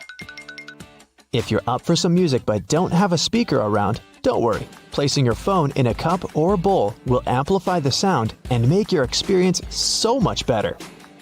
In a hurry, and your phone is running out of battery, there's a simple way to reduce the charging time. Simply set the phone to airplane mode. You'll see, it'll charge up to 100% in no time. We all keep our phones in all sorts of places, our pockets, bags, under our pillows. Hence, a lot of fuzz or lint can get stuck in the charging port. For safety reasons, turn the phone off before cleaning it. You can use specifically designed tools for cleaning the charging ports, speakers, or microphone. Just be sure to be gentle. Nice desk you got there. Did you know that those little legs on the back of the keyboard are actually there to help you see the keys better? However, if you can type without having to look at the keyboard, don't use them to lift the keyboard up. This position can damage your wrists when using for a long period of time. If you like to keep your things organized and prefer to use sticky notes, just make sure to remove them from the notes cube from side to side to prevent curling. We all feel a little overwhelmed when it comes to storage, especially linens. One easy way to make sure you'll never get mixed sheets is to store each set in the matching pillowcase. Not only will you get easy access to each set, but it's way nicer to look at on the shelves. When it comes to storing clothing, people use wooden hangers for more than just aesthetic reasons. They may be bigger and heavier than plastic ones, but they also help repel moths. Keep that in mind, more so when storing winter clothes. Were you ever curious about that one extra loophole in your running shoes? That one just next to your ankles? Well, turns out it's there for a reason. The tighter the laces on your shoes, the less likely you are to get blisters. Always fit your shoes correctly and use that extra loop in the shoes if needed before you go for a run. Your dress shirts have a tiny secret too. On the inside of the shirt, right between the shoulders, there's a tiny loop that you can use to hang the garment whenever you don't have a hanger lying around. Nothing can ruin a good vacation more than unorganized baggage. To make sure you never have to stuff your luggage with a huge pile of random clothes, instead of folding, try rolling your stuff and placing it neatly in the baggage. This way, you save a lot of space. You have easy access to everything you need, and your clothes will be less wrinkled. Not to be intrusive, but there's a bunch of things I'd like to show you in the bathroom as well. Wash your hands for at least 20 seconds each time to get rid of all the germs. To save the effort, open and close the tap with your wrist if possible. There you go. Squeaky clean hands for a longer period of time. Always brush your hair from the bottom if you want to get rid of any knots. Brushing your hair from the top will only cause more damage. When it's time to wash your hair, be sure to concentrate the shampoo on the scalp. Be careful though, never to apply the shampoo directly to your head. Lather it a bit with some water between your hands before you start massaging it in. You can skip shampooing the lengths of your hair unless they're really dirty. The foam that goes down from your scalp is sufficient to clean that portion. Take good care of your loofah as well. Leaving it in a moist, warm shower can increase its chances of gathering all sorts of nasty bacteria. Either throw it in with your laundry once a week, or let it soak in a solution with diluted bleach. We're sure you always moisturize after your shower, but there's a correct way to do that too. Don't add too much cream on your face, and make sure to tap, not rub it in. Your skin will thank you for it. You don't have to be a dentist to know how important flossing is. Next time, try tying your floss in a knot. With the added tension and grip, your teeth will be cleaner in no time. You know, there are all sorts of amazing things you can do with products already lying around the house that were meant for other things. We'll explore some of those, plus everyday items that have other purposes you may not be aware of. I'm also in a silly mood, so hey, let's have some fun. Many pairs of kitchen scissors today have a serrated opening where the handles and blades meet. You can use this as an herb stripper to destem difficult herbs like thyme, rosemary, and chives. Saves you a lot of time trying to pick the leaves off by hand. And if you're short of a vase, you could present roses to your significant other this way. Just be careful when you're pointing the sharp end. The metal tab on soda cans can be flipped around. You can slip a straw in place so you don't have to hold it up to your mouth. This stay-on tab replaced the pull ring tab created in the early 60s. You remember those, don't you? Those could be quite sharp and easily discarded where they could be a menace for others. Now, you can pop your straw straight into one. Also means you can produce some bubbles and make a mess. Sometimes when you purchase an article of clothing, you receive a plastic baggie with an extra button and a swash of fabric. While the fabric is clearly used to patch holes, it can also be used to test the effects of various cleaners on certain surfaces. It's handy too to test wash cycles before using them to wash the whole garment. And if you want to clean your nose with it, that suggestion never came from me. You can use a screwdriver for leverage if you're having trouble lifting or moving something. Some also have a hexagonal shape handle that fits inside a wrench or spanner. You can use it to improve torque and, again, for leverage. A little easier on your hands. Some of us aren't that strong, or maybe that's just me. Rubber bands are great for many things, but if you have a bottle that's hard to open, you can wrap the band around it for a better grip. Escalators have those fluffy black brushes for a similar reason that some have yellow lines on their steps, to try and deter people from getting too close to dangerous places. People don't always take notice, and sometimes clothing can drape close to a point where the step meets the edge or skirt. The brush is a little barrier to help prevent this from happening. They can also catch bits of fluff and prevent other small things from falling down into the gaps.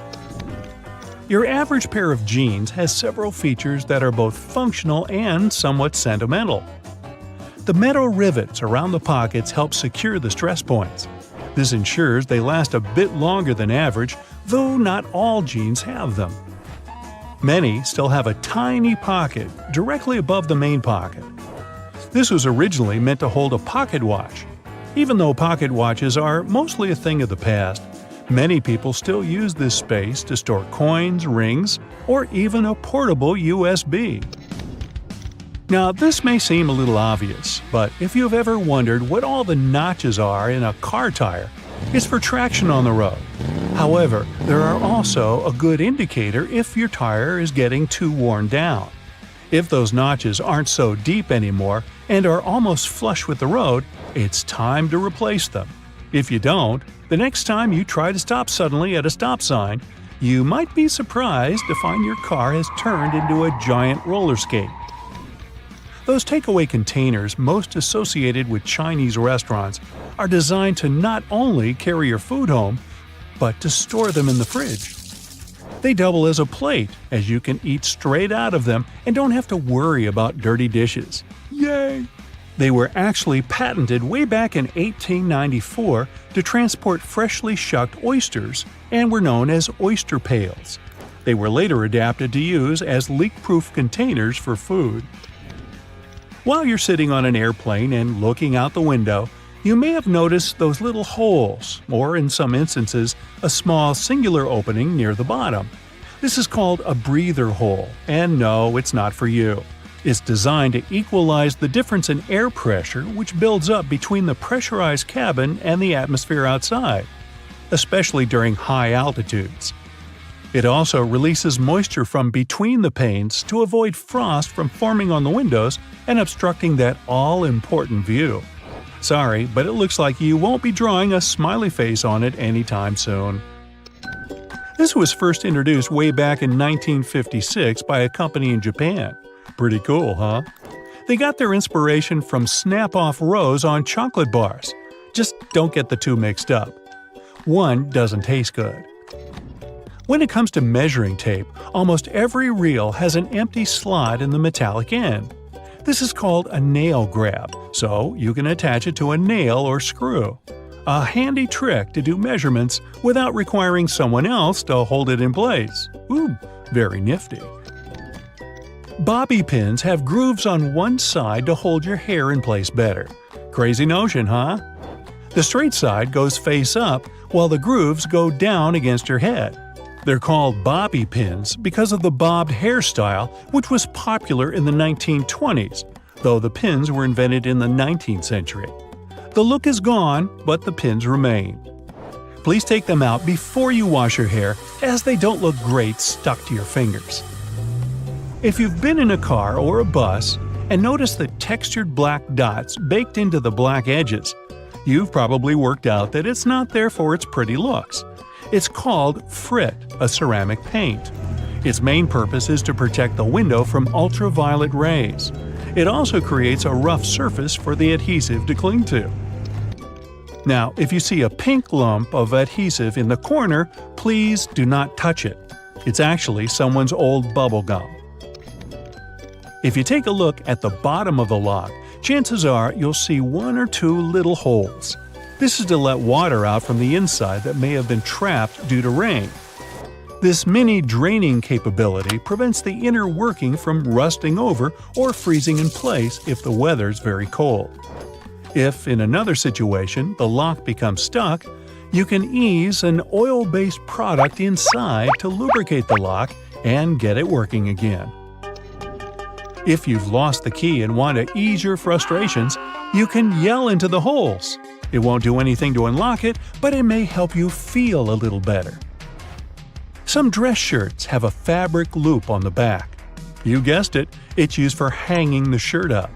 The loops were reportedly first used in the Navy, as it was easy to simply hang them on the wall. During the 1960s in colleges, the fashion of the day was to wear the shirt buttoned all the way to the top, which made them difficult to hang. So designers began putting the loop on the back. If the student removed the loop, it signified that they were going steady in a relationship. Unless your friend ripped one off for a prank, now everyone's asking whom you're with. There's a little more to this story, but we haven't got time to hang around. And yes, that's a bad pun. On purpose. It's what I do. Ever wondered why coins have those little ridges along the edge? It's a leftover from earlier times when they were worth more. Counterfeiters could easily file the edges off to sell as gold or silver coins to make some profit. The ridges were created so it was much easier to tell which of the coins had been altered. It's not needed today, but the coins still have that altered style.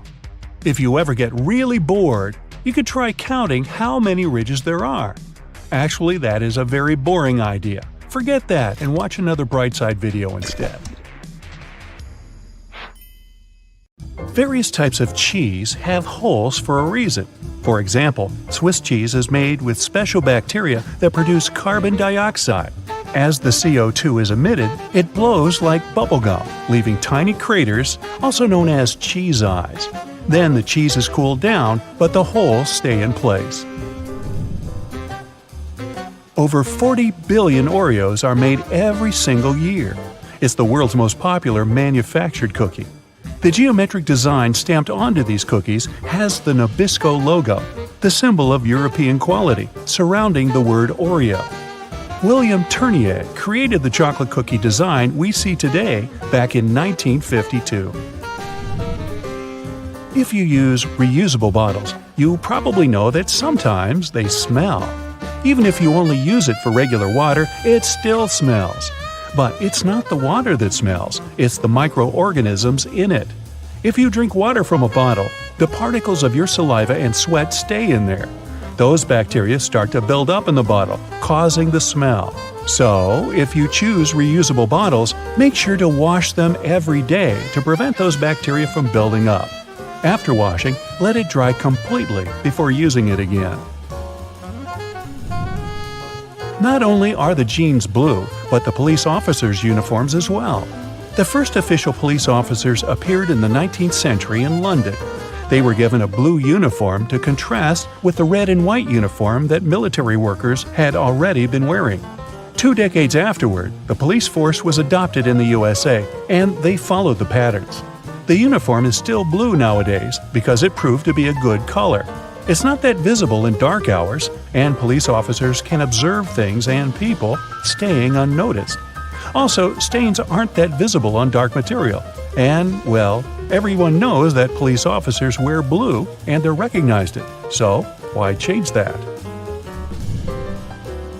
Baby carrots are tiny, and unlike regular carrots, wet, not unlike baby humans.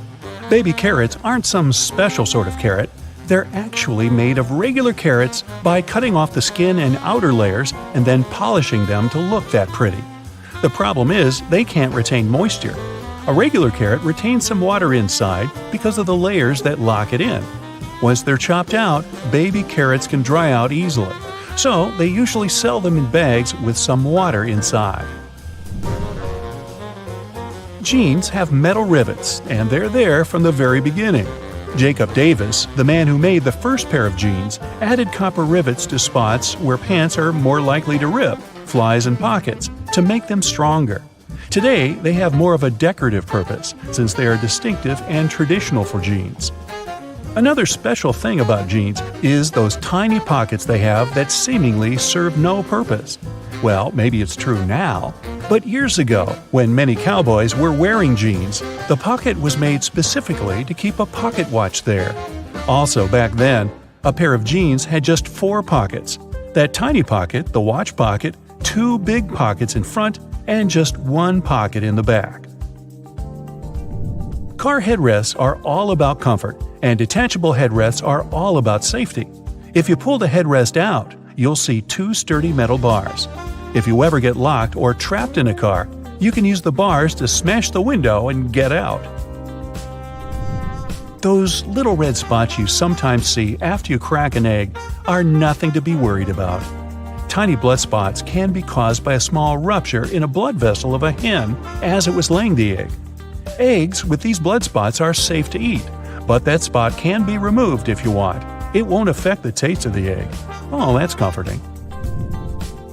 Hidden within the Toblerone logo of the mountain is the image of a bear standing on its hind legs, about to eat that yodeler over there. No, not really. This is because bears are a big part of Bern, one of the biggest cities in Switzerland, where the founder created the triangular chocolate treat. Toblerone is also a play on the founder's family name, Tobler, and the Italian word Torrone for honey and almond nougat. The space below a cup of noodles is there to protect the noodles during transport. This technique is called a middle suspension. Not only are they protected better in their styrofoam cup, but it also helps those noodles soften more evenly and quickly. Even though you might have noticed that the hole on the barrel of ballpoint pens has no purpose, it does. It's called a venting system, which helps the ink flow more smoothly.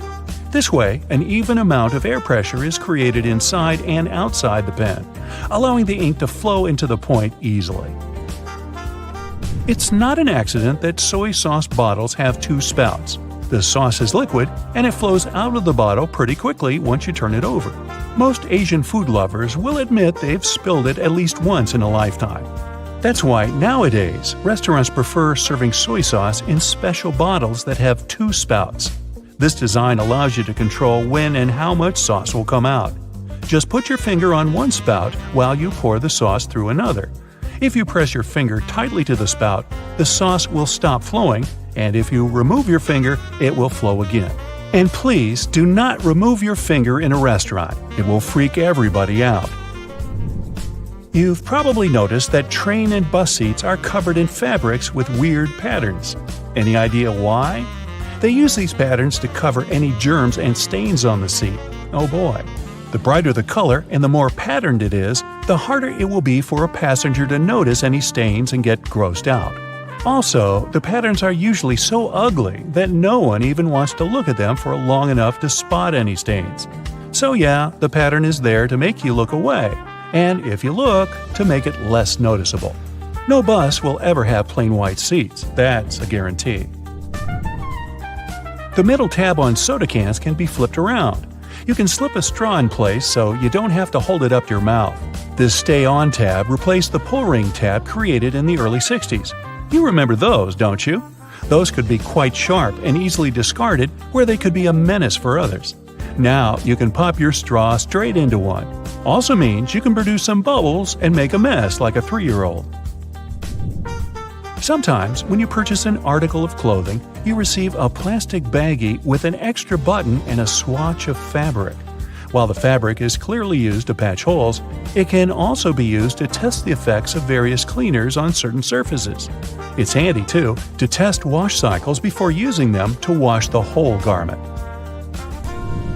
Escalators have those fluffy black brushes for a similar reason that some have yellow lines on their steps, to try and deter people from getting too close to dangerous places. People don't always take notice, and sometimes clothing can drape close to the point where the step meets the edge or skirt. The brush is a little barrier to help prevent this from happening. They can also catch bits of fluff and prevent other small things from falling down into the gaps. Those takeaway containers most associated with Chinese restaurants are designed to not only carry your food home, but to store it in the fridge. They double as a plate, as you can eat straight out of them and don't have to worry about dirty dishes. Yay! They were actually patented way back in 1894 to transport freshly shucked oysters and were known as oyster pails. They were later adapted to use as leak-proof containers for food. Ever wondered why coins have those little ridges along the edge? It's a leftover from earlier times when they were worth more. Counterfeiters could easily file the edges off to sell as gold or silver coins to make some profit. The ridges were created so it was much easier to tell which of the coins had been altered. It's not needed today, but the coins still have that altered style. All crackers and some cookies have holes to make sure the final product has the right texture. These teeny tiny holes allow steam to escape, so your crackers and cookies won't snap. If it weren't for these holes, also known as dockers, steam would build up inside the treat, and the final result might have been scrumptious, but it would have been rather oddly shaped. Dogs like to walk in circles before snoozing because they inherited this behavior pattern from their ancestors. There were no special doggy beds back then, so most pooches would have to push down tall grass to make a sort of snoozing spot. Plus, as a bonus, those movements scared off all the critters lurking in the vegetation. Donuts are ring-shaped for a similar reason. If they hadn't had holes right in the center, the dough there would have always been undercooked. By the way, they're often associated with the police because back in the 1950s, donut shops were among the only places open late. They were a perfect place for police officers to grab something to eat and even deal with some paperwork during the night shift. Your jeans are blue on the outside and white on the inside because of a smart way to weave the fabric. The warp thread is dyed, while the weft thread has no color. It's just white. This way, manufacturers reduce the amount of dye needed for each piece of clothing. And they're still dyeing to make the jeans. Now, the earliest logos can be traced back to ancient family crests. In the Middle Ages, people with pubs and shops started using various symbols to present what they did and to distinguish themselves from others in their line of business. But why is it so important for a brand to have an impactful logo? Well, because first impressions count, even for businesses. A well-crafted logo can send the right message to potential customers and help people learn more about your business at first glance. With so many logos to look at nowadays, especially since the beginning of e-commerce, it's easy to overlook the hidden meanings and symbols in everyday products. The Domino's pizza logo also says a lot about the company's past. As the name suggests, there's a domino piece in the graphic design of the logo. The initial plan was to add another dot to the domino for each new location. But the company grew so big that adding dots for all the locations wasn't possible. So those 3 dots we see today are there to remind customers of the 3 initial locations of the pizza chain. Now, when you look at the Beats logo, the first thing that comes to mind is the letter B, and rightly so. But there's a hidden meaning here as well. The red circle actually depicts a person's head, while the white letter B also stands for a pair of headphones. Another very customer-oriented logo is that of the brand LG. The company designed its logo to include both the company's initial name, Lucky Gold Star, and the company's current slogan, Life's Good. A careful look at their logo shows not only the letters L and G, but also a smiley face. They may be one of the most famous jean manufacturers in the world, but their brand identity also has some hidden meaning in it. The Levi's logo is designed in the shape of a pocket that can be found on each and every pair of the jeans they produce. The FedEx logo is also very cool. At first glance, it looks like the words Fed and X written together in two contrasting colors, purple and orange. But if you look closely between the letters E and X, you'll notice that the negative space is in the shape of an arrow pointing to the right. It symbolizes movement and agility. The Unilever Group has a staggering number of brands all over the world, more than 400. It's no surprise that their U-shaped logo is composed of many different symbols, like a flower, a spoon, or a bird. It's done to showcase how many things they produce, from food and refreshments to personal care and beauty products. NBC, or the National Broadcasting Company, is a broadcast and radio network with a logo that's very nice to look at. It's bright, colorful, and flashy. Why is that? Well, because the network was created at about the same time color television started to gain momentum.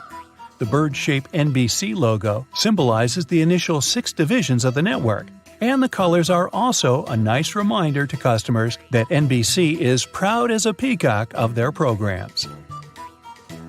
The Evernote logo is another of those designs that clearly shows the brand's overall purpose.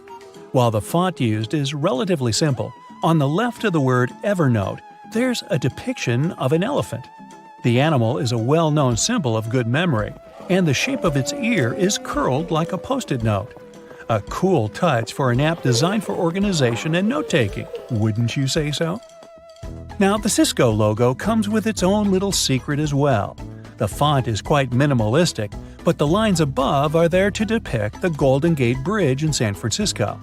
The first CEO of the company, a man named John Morgridge, thought this would be a great idea to emphasize moving toward the future and connecting two worlds. The Amazon logo is everywhere these days, but there's a small detail in there that most people probably miss. The arrow connecting the letters A and Z, the one in the shape of a smile, is there to point out that they have a complete inventory of products, from A to Z. Audi is one of those brands that likes to showcase their history. Those 4 simple intertwining circles on the company's logo are a reminder of the 4 companies which were initially part of the conglomerate: DKW, Porsche, Wanderer, and Audi. There's a nice story behind the Baskin-Robbins logo as well. Between the letters B and R, in the middle of the logo, you can notice the number 31. Why is that? Because the company has 31 original flavors of ice cream.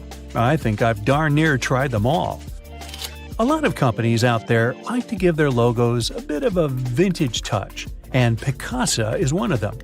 Before we had digital cameras and the perfect portrait was just a click away, analog cameras had a little thing called a shutter. That's a device that opens to let light pass through, exposing the film and creating a photograph. The Picasso logo is just that, a shutter nicely colored in red, blue, green, purple, and orange. The 7-Eleven logo has a nice twist that might not have caught your eye by now. The N at the end of the word is in lowercase, unlike the rest of the letters, which are in all caps. It's said that the company's president's wife, back in the 60s, wanted to make the company's logo look a bit less harsh. She believed that the uppercase font would be a bit too rigid, and she wanted to make the overall appearance of the logo more fluid. A graphic designer found a solution by switching to a lowercase n at the end of the word. So I'm guessing that when you pronounce it, you just throw away the lowercase n, like 7-Eleven. Or not.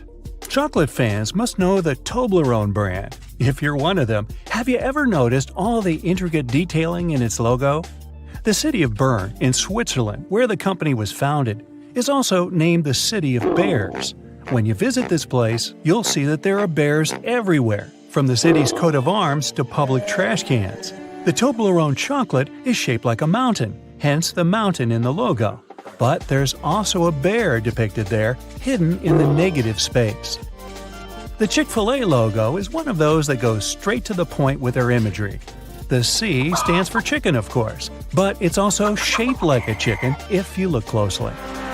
Another great example of negative space used creatively is the Formula One logo. Between the F, which stands for the word formula, and the horizontal lines depicting red flames, the number 1 is intelligently hidden. Bet you didn't see that one. One of the greatest sportswear brands, Adidas, has a mystery of its own. At first glance, its logo is merely comprised of 3 vertical lines. Don't they look like a mountain to you? This mountain is there to symbolize the effort athletes have to make to reach the top, which is like, climbing a mountain. The IBM logo has its own statement to make. The 3 letters of the company's name, I, B, and M, are designed to be the horizontal lines meant to symbolize speed and dynamism. This is one of the company's main values, which has always been important to the founders. With a cool logo to present to the world, Ray-Ban has become a household name for sunglasses. Just to make sure you don't miss what they actually do, the B in the logo is designed like a pair of shades. The worldwide internet source of information, Wikipedia, has a logo to match its brand identity. The globe is made of many puzzle pieces, each with a different symbol on it, and some missing pieces as well. It tells the story of the company's mission without a single word. That's a nice lesson in storytelling, don't you think? Subway is one of those brands that have a nice combination of the logo and name, meant to symbolize that you can have a delicious meal anytime. The pointing arrows on the letter S and Y look like the directions found at subway station. Now, there's no way you can miss the 2 pieces of chocolate in the Hershey Kisses logo. But there's a third one hidden in there if you look closely. Have you seen it yet? It's hidden between the letters K and I. If you've ever redecorated a house or planned a wedding, you most likely use Pinterest to store and share ideas. The Pinterest logo looks like the letter P in a red circle. But look again. This P is shaped like a drawing pen. To the untrained eye, the logo of the London Symphony Orchestra looks like an eccentric red curved line. But in reality, it has a purpose of its own as it symbolizes a musical conductor. Another brand with hidden imagery in its logo is Magic Coffee. The cup of coffee on the top of the name is shaped like a top hat if you take a closer look. Okay, I'm ready for some food now. Okay, I know it's kind of cold to the touch, especially on a freezing winter's day, but did you know that brass doorknobs actually serve a purpose apart from looking classy and shiny? Since it's a copper alloy, brass has antimicrobial properties. That means it can help get rid of harmful germs and bacteria, sometimes in up to 2 hours. In high-traffic areas, that's all the more useful, but since brass is much costlier than other metals like nickel and steel, you barely see these types of doorknobs anymore nowadays. Speaking of lovely multi-purpose items, most screwdrivers have a tiny little secret of their own. They can sometimes be slid through a wrench so that they can be used to create more torque when twisting, not to mention the uses when it comes to bolts in hard-to-reach places. There's a reason why buttons on women's shirts are for the left-handed, and it has nothing to do with fashion. This practice dates back to the times when chambermaids were helping ladies dress themselves, and it was easier for them to perform their job with this orientation. Having the buttons placed as such indicated a sign of wealth, so it's easy to imagine why the practice carried on, even though most people dress themselves nowadays. Next time you receive a package in your mail, take a look at your box cutter. If it features some diagonal lines on the blade, you're in for a little design perk. Turns out that these are blades that snap off. Continuously cutting cardboard can dull the sharp edge of the blade. To help prevent the need to buy a brand new box cutter, the top segment along the next line can be broken off to reach a new sharp edge. To do this, check out the small hole at the base of the tool, sometimes called the blade snapper. The people that first came up with this brilliant invention were engineers inspired by the way chocolate bars are segmented. Hold on a minute, don't throw away the cardboard package just yet. Most likely, you'll have some silica gel packets somewhere at the bottom of the box.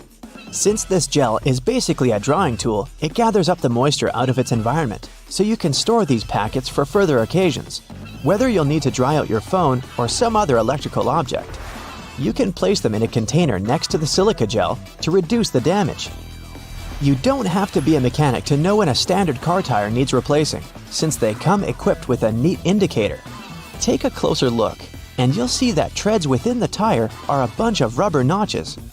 When the treads are evened out with the perpendicular bars, it's a sign you need to book an appointment with your local car service, since most likely the tires have lost most of their traction and may not be safe for driving any longer.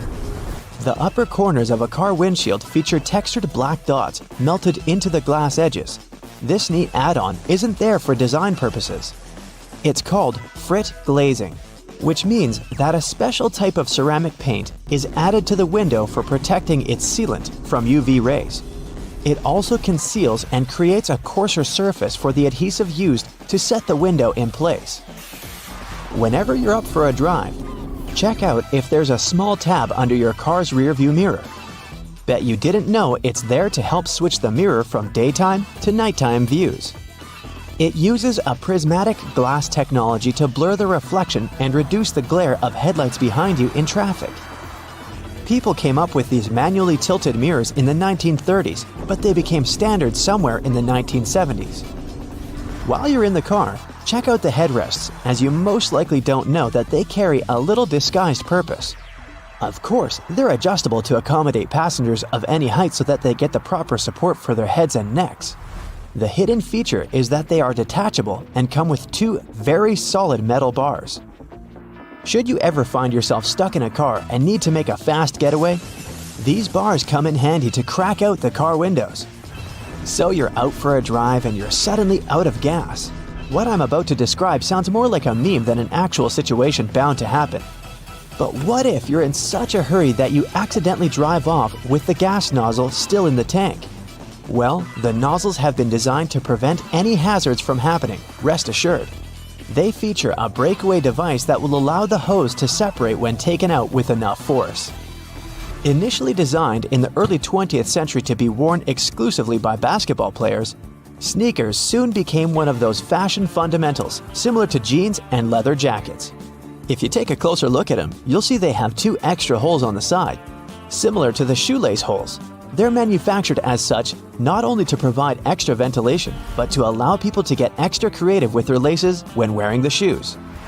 Admit it, you've always thought that chopsticks are merged at the end for the sole purpose of keeping them together until you're ready to dig into your meal. That may or may not be the whole truth. Under a more detailed inspection, the wooden tools feature a square-shaped end.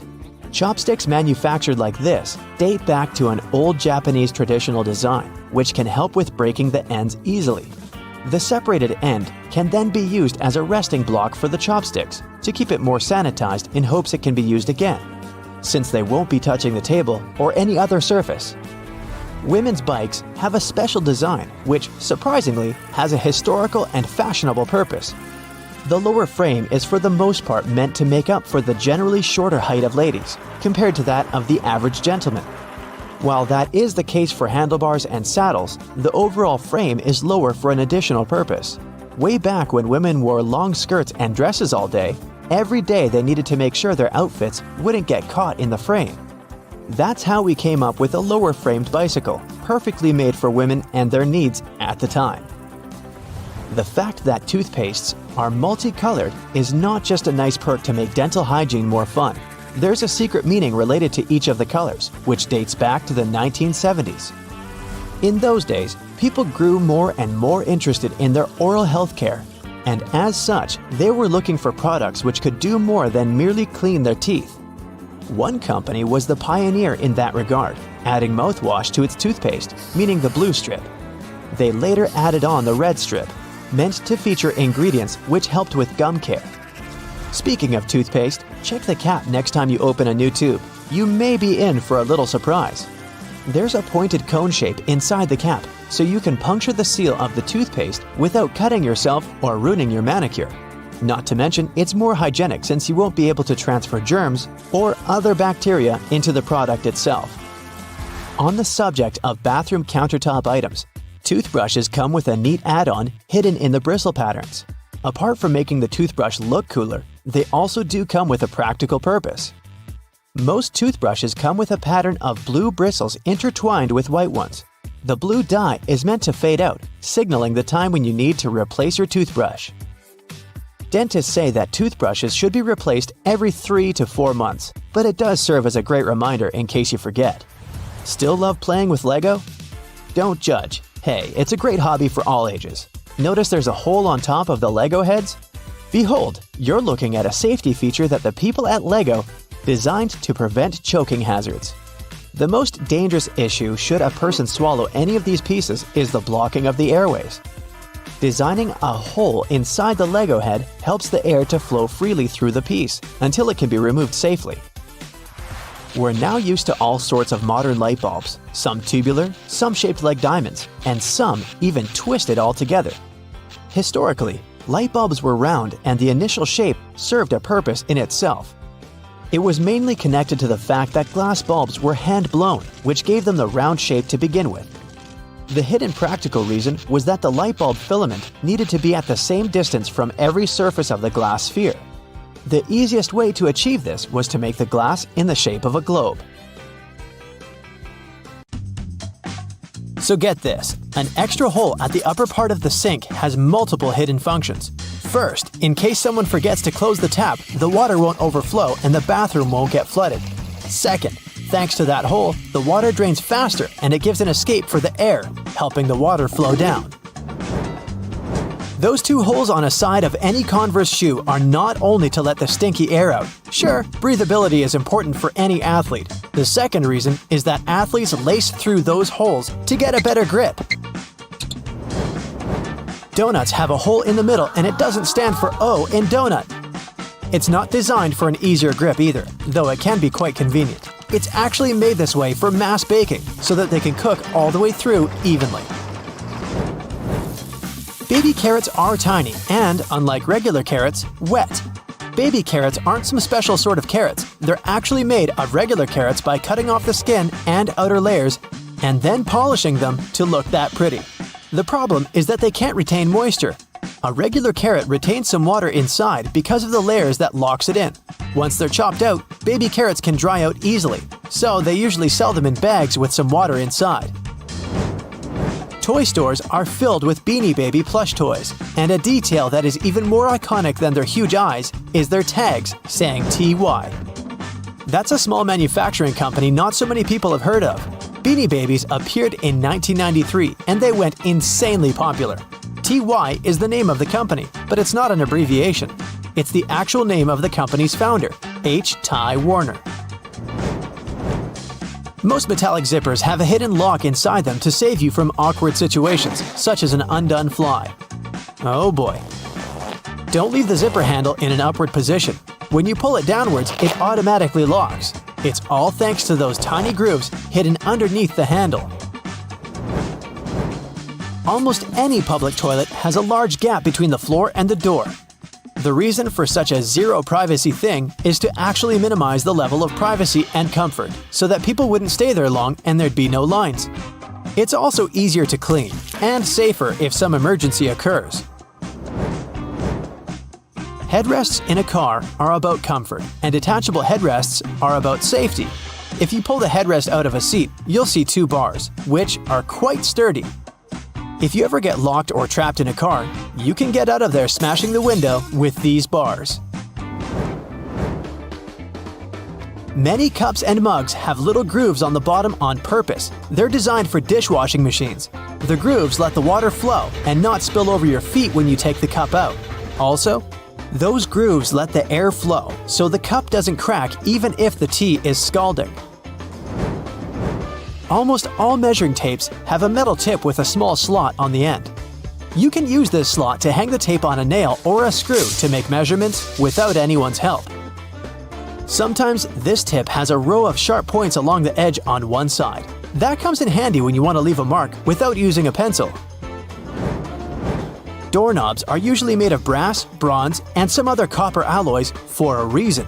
They have an antibacterial effect, so they stop microbes from spreading. They get rid of a range of harmful germs pretty fast, within a couple of hours. But don't forget to wash your hands anyway. Grocery carts have loops for a reason. You don't want to put your jacket in a cart next to potatoes and onions. Hang it on a loop. This little hook-like thing is there to help you better organize the space in your cart. The carts also have a super handy grid. Whenever the cart's full, you just need to lift the grid and attach the shopping basket for extra purchases, placing it in between the horizontal bar above the wheels and the hooks the grid has. A point in an ointment cap is there for a reason too. Most tubes are usually sealed with foil, and it's better to avoid opening it with fingers unless you're ready to say goodbye to your nails. A point easily opens even the most safely sealed tube. Silica gel can often be found in different things you buy like bags, shoes, and many others. Don't throw it away. It's meant to absorb excess moisture, so anytime your shoes are a bit wet, just throw in a packet with silica gel. People used to co-live with rats, and these guys like gnawing on everything they see in their way, including paper. Still, rats weren't able to chew more than the space left on the margins. That black grate on a microwave isn't just some fancy decoration. It's called a Faraday shield, and it prevents the rays from escaping the microwave. It also speeds up the heating, so you can enjoy yesterday's leftovers faster. It may also block phone signals, so if you're tired of numerous calls, just put the phone into a microwave. But don't turn it on. All Tic Tac containers are designed to dispense one Tic Tac every time you open it. The lid has the same shape as the candy. Turn the container upside down, gently shake it, and open it slowly. You'll notice only one candy stuck between those lid grooves. So if you just open the container and shake it until 5 or even more candies fall into your mouth, it means you've been eating Tic Tacs wrong all this time. Those little holes in the airplane windows are designed to control the cabin pressure. They also protect the windows from fogging up as the temperatures drop and rise. By the way, the airplane window is round for a reason. This way, pressure is evenly distributed so it doesn't get deformed. Blue bristles on a toothbrush are actually an indicator that it's just about time to change the brush. As the bristles get in contact with water, the blue, or whatever other, pigment fades away, so the more you use it, the duller the color becomes. A triple handle on a jerry can is there to make it easier for two people to carry it and distribute the fuel evenly. Gas cans often have a second hole that actually needs to be uncapped too before you pour the gas. The air passage will prevent it from pouring out, so no more fuel waste. Jeans first appeared in 1873. They were invented by Jacob Davis and Levi Strauss. Davis was a tailor who was producing covers and tents, and Strauss was a businessman who, among other things, was selling cloth. The first jeans were made by Davis from denim, the fabric he bought from Levi Strauss & Co. Together, they patented the design. Blue was a standard color for denim that was dyed using an indigo dye. The blue color is a tradition that is still often followed today to replicate the original look of a pair of jeans. Jeans also have metal rivets, and they've been there from the very beginning. Jacob Davis, the man who made the first pair of jeans, added copper rivets to spots where pants were more likely to rip, flies, and pockets to make them stronger. Today, they have more of a decorative purpose since they're distinctive and traditional for jeans. Another special thing about jeans is those tiny pockets they have that seemingly serve no purpose. Well, maybe it's true now, but years ago, when many cowboys were wearing jeans, the pocket was made specifically to keep a pocket watch there. Also, back then, a pair of jeans had just 4 pockets. That tiny pocket, the watch pocket, 2 big pockets in front, and just 1 pocket on the back. Many zippers have the letters YKK engraved on them. It's an abbreviation that stands for the name of the company that can be translated as Yoshida Manufacturing Shareholding Company. This Japanese company is the largest zipper manufacturer in the world, so they put their initials on all the zippers they produce. That's around half of the zippers in the world. And that's why you see their zippers more often than any other zippers. Those little white golf balls have dimples all over them. It turns out they aren't there just randomly. At first, golfers were playing with a smooth ball. With time, the ball would get all punched and damaged, but also it would start to travel way further. The reason here is aerodynamics. Dimples allow the air to flow more smoothly around the ball, taking it further. So the idea was adopted and the balls got their dimples all around, allowing them to travel longer distances. The button on the top of your baseball cap is there purely for aesthetic purposes. By the way, this little thing has a name. Professionals call it a squacho. Its initial function was to hold the four panels of the cap together. As hat making improved, the panels stopped needing it to hold together, and squacho was removed. But hats didn't look the same without it. Soon after, the squacho returned due to popular demand. Originally, high-heeled shoes weren't intended for galas and proms. Back in the 10th century, horse riding was pretty tough with flat-soled shoes, and many riders' feet would constantly fall out of the stirrups. Higher heels helped deal with that problem. The grip was much firmer with them, and they grew in popularity. It wasn't long before they became a fashion accessory to match stylish outfits. Notable people wouldn't want to be seen without them. Riding a horse with fancy heels was the equivalent of owning a luxurious sports car. Even though heels were worn mainly by men at the start, ladies picked up on the iconic trend in the 17th century. It's been one of the biggest ever since. In ancient Rome, salt was so precious that people even called it white gold. With scorching heat and no fridges, its purpose was to preserve food, mainly meat and fish. As a bonus, it made everything tastier. Sal, which is salt in Latin, was used instead of money to pay salaries. Here is where the word salary originated. Rice is the oldest cultivated food in human history. Its origins as wild grass started in a small valley around 15,000 years ago in Southeast Asia. Today, it's served globally as a staple diet and popular ingredient to 3.5 billion people. It would be difficult to imagine a world without video calls you use through your phone camera or laptop. The technology has helped game-changing innovations like working from home. Still, video calls' original purpose is far from how we use them today. The technology was introduced to confirm if the coffee was still in a pot. In 1993, researchers at the University of Cambridge found it frustrating when they took a break to get a cup of coffee, only to find that the pot was empty. So, they invented a device to monitor it and hooked up a camera that provided their computer with a live stream of the coffee pot.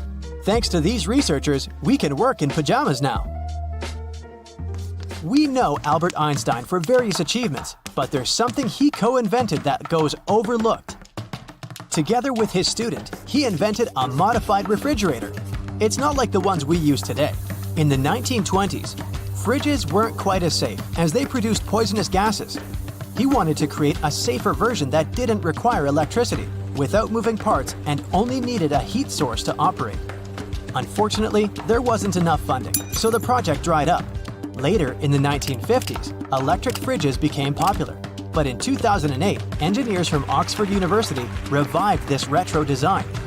They're still working on it, but once they finish, the Einstein fridge will come in handy for rural areas without power and people who want to live off the grid. That random QWERTY design doesn't make things easier. In the 1870s, Christopher Sholes invented a layout that ensured typing was twice as fast. But with commonly used letters next to each other, it was a bit too fast, and the machines constantly jammed. So, he then developed the QWERTY design. It forced typists to adopt a pecking style. This way, they would search for a letter and slowly type with their index fingers. The keyboards remain unchanged even today, and people all over the world have somehow adapted to them. The plastic end of your shoelace is an aglet, and people have used it since ancient Rome. Sure thing, they had no plastic back then, so those aglets were made of stone, glass, or even metal. Extra wealthy people could accessorize their shoes with precious metals like brass or silver. What came first, the TV or the remote control? The technology that functions in the remote is older by several decades. In 1898, Nikola Tesla created a machine to control mechanical devices with radio waves. Initially, he tried selling the idea of a radio waves device operating I/O through remote-controlled boats, but the potential buyers were not interested. he was way ahead of his time, as remote controls were finally used with televisions in 1956. As engineer Percy Spencer initially invented something brilliant in 1945, he was working on a new vacuum tube, the magnetron, which was used with early radar systems. While working on the project, he found that the chocolate in his pocket had melted. Realizing the heating potential of the magnetron, he used it on corn kernels, which turned into popcorn. Then, he tried testing it with eggs, but things got a bit messy. So once the yolk was washed away, he built a metal box, keeping the energy within, and the first microwave oven was built. In 1733, a duke in England requested William Kent, an architect, to make a traveling device for his kids. William accepted and built the first ever stroller, but nobody had to push it. Instead of handles, it was built like a carriage and pulled by a goat or a small pony. Only a few were made as it was pricey. More than 100 years later, in 1848, the first stroller with push handles became available and more affordable. Police are often associated with donuts, and there is actually a reason why. During the 1950s in the USA, police officers that worked night shifts found it hard to locate anywhere open for a midnight snack. Donut shops at this time were family-owned. They were working hard throughout the night, providing fresh donuts for the coming day. The shops were vulnerable at night, becoming the perfect relationship: nourishment for the police and extra protection for the shops. Popping bubble wrap is an excellent source of relaxation, and it's also helpful with delicate packages. In 1957, two engineers glued together two shower curtains, trapping the air bubbles between. This is how the first bubble wrap was made. The result they were looking for was a sort of textured wallpaper. Still, it didn't go well on the market. Sometime later, they tried to sell it as insulation for greenhouses, and once again, they failed. Everything changed in 1960 when IBM needed to ship delicate computer parts. The bubble wrap was perfect, and they continued to collaborate. Using maps with your phone has become a far easier way to navigate, but the old-fashioned handheld maps were once the only option, creating a competitive industry. So much so that map makers would draw in phantom settlements to avoid rivals stealing from them. These fake towns were called a copyright trap. However, one of these fake settlements became real. Agloe in New York was drawn into a map by General Drafting Co. Another competing map maker had also included this town on their own, and the copyright trap was sprung. But in court, they found that in 1950, a general store had actually been built there. And the owner assumed that Agloe was a real area based on the map, so he named the shop after it. So there was no violation found, as technically Agloe was real, thanks to that general store. In 1943, Vesta Stout from Illinois was working with securing parcels. She was disappointed with the poor paper tape, as it would fall apart when wet. So she asked her boss to try to make waterproof tape. Her request was ignored, but she wrote a letter to President Roosevelt with an idea of how to make a better tape. Not only did she explain her concept, but she also provided it with detailed designs. He approved the idea and ordered the changes. The new tape was so helpful for freight transport that everyone wanted it, and they started selling it at hardware stores. In the 1950s, many people would wrap air ducts, and it was then deceptively named duct tape. Still, the adhesive on the sticky side wasn't suitable for cold and hot temperatures, which caused the tape to fall off.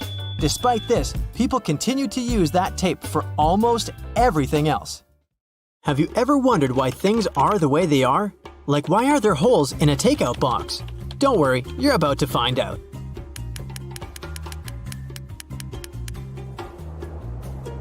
Beanies, with all those fluffy pom-poms, are easily the most important accessories of wintertime. Turns out the real reason why they or other hats have pom-poms was not to make a fashion statement in the past. One of the theories says that they were there to provide safety. French sailors used to wear hats with pom-poms so they wouldn't hit their heads on the walls or low ceilings and hurt themselves if they lost their balance in a rough sea. So it wouldn't be wrong to call pom-poms head bumpers. Ever notice those extra eyelets hiking boots have on their sides? One thing is for sure, even though it kind of makes sense, they're not there to provide ventilation for your feet so that they don't smell. They're there to prevent your shoes from moving and causing you to slip and fall while you're hiking. climbing, or descending a hill. When you're going on your next adventure, make sure to tie your laces through them to tighten your boots for a better fit. You're at a barbecue party with your friends. The host serves cold drinks and long neck bottles to everyone. You think to yourself, why do bottles have long necks anyway? There are two reasons for that. The first one is to reduce the cost of packaging. The narrower the neck is, the smaller cap you need, and the second reason is to make sure that your drink stays cool longer. When you hold the bottle from its neck, not its body, the heat coming from your hand won't warm up the rest of your drink.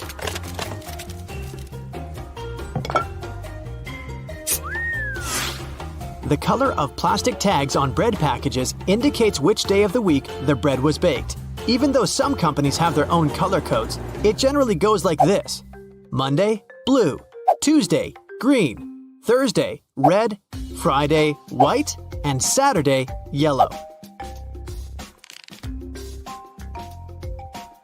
So pick accordingly to get the freshest bread. You're feeling too lazy to cook dinner, so you go to your favorite restaurant to order takeout. You come home feeling excited that you're about to have a delicious meal. You open the takeout box only to find out that your food became soggy because of the moisture built up inside of it. Well, this secret purpose is going to help you prevent that from happening ever again. Notice the perforated tabs in the corners of the container's lid? You need to push them down to allow the steam to escape from the holes. If you have a hot meal, that is.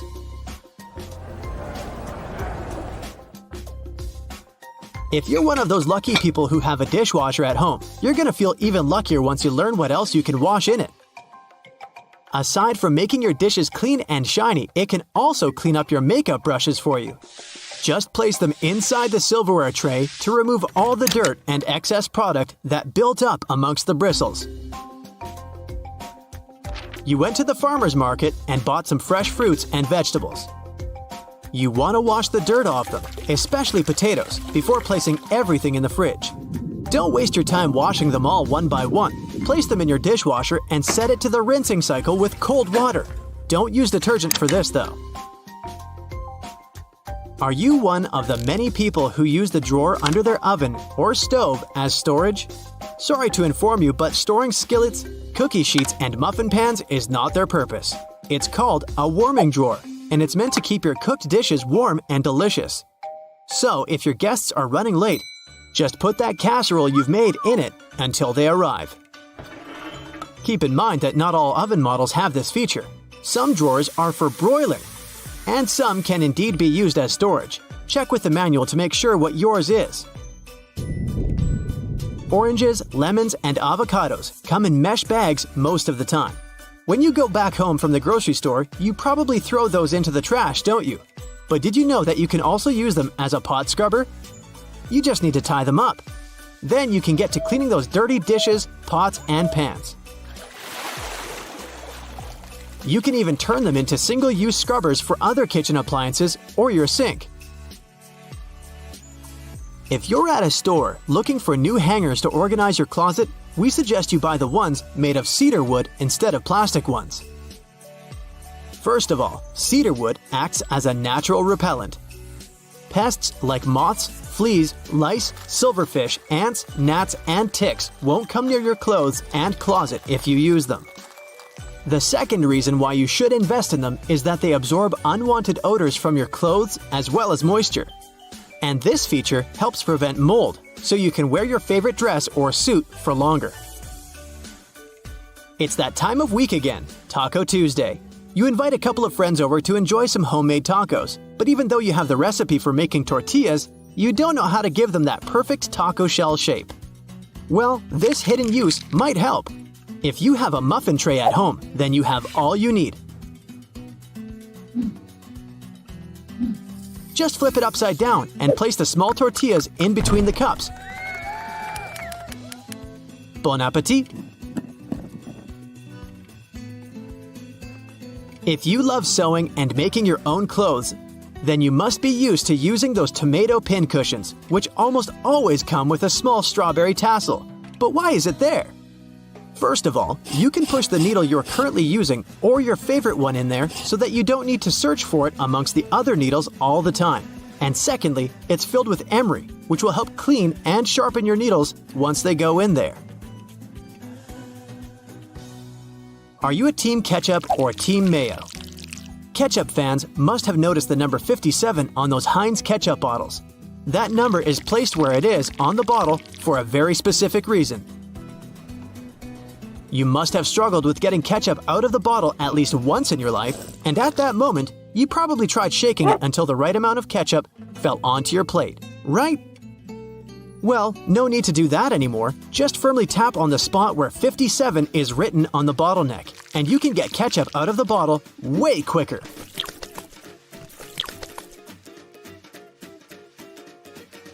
You might have noticed that there are 2 holes in an oil can where you are filling it up or pouring it. And you maybe thought to yourself, that must be there to make it easier for me to pour it into smaller containers. But that's not the case. That hole is there to prevent oil from spilling all over, or glugging, so to say. So you need to uncap it before you pour oil from the larger hole to prevent wasting it or having to clean everywhere. Have you ever taken classes to improve your typing speed on a keyboard? If your answer is yes, then you might be disappointed to learn that keyboard manufacturers most likely wanted to slow you down. A popular theory says that's why the letters on a keyboard are arranged randomly and not in alphabetical order. The reason for that goes all the way back to typewriters. Their keys used to be arranged in alphabetical order, which allowed people to write really fast. And because of that, the keys would jam and tangle up easily, and they wanted to avoid that. That's how we ended up having the QWERTY keyboards we have today. Here's a bonus hidden feature for you before you leave. The clock app on your iPhone shows you what time it is on the little screen icon as well. Decades ago, no one would ever imagine keeping a stick in their pocket that could hold hundreds of gigabytes. We've come a long way since then, and got used to USBs transferring our files from device to device with ease. In 2000, 2 major companies developed and sold the first USB flash drives 1.0, which snowballed into USB 2.0, 3.0, Type-C, and so on.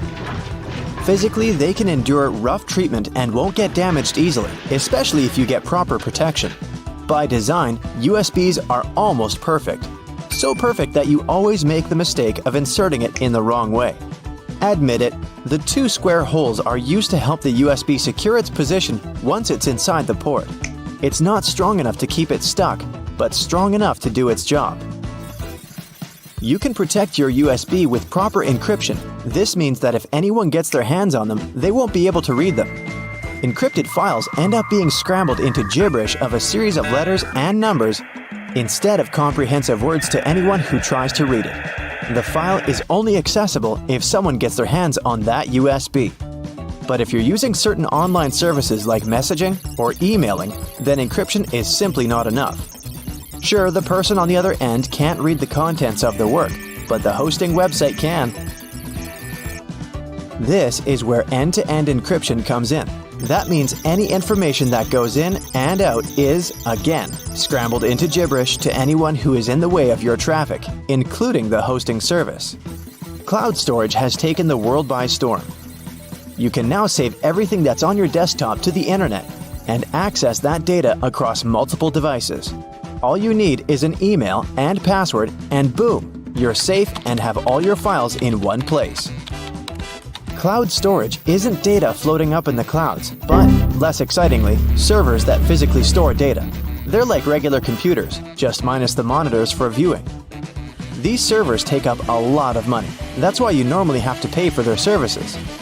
The servers are placed in data centers all around the world where third-party companies manage them. It's like getting remote access to a computer.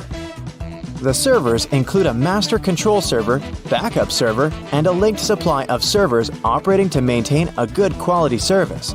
The more money you pay, the better the server your data will be stored in. In the realm of computers, you just can't delete something to be gone forever. Whatever file you want to remove is already present in the hard disk as electrical impulses. And, depending on your gadget, it will be disposed of in a recycle bin or the garbage.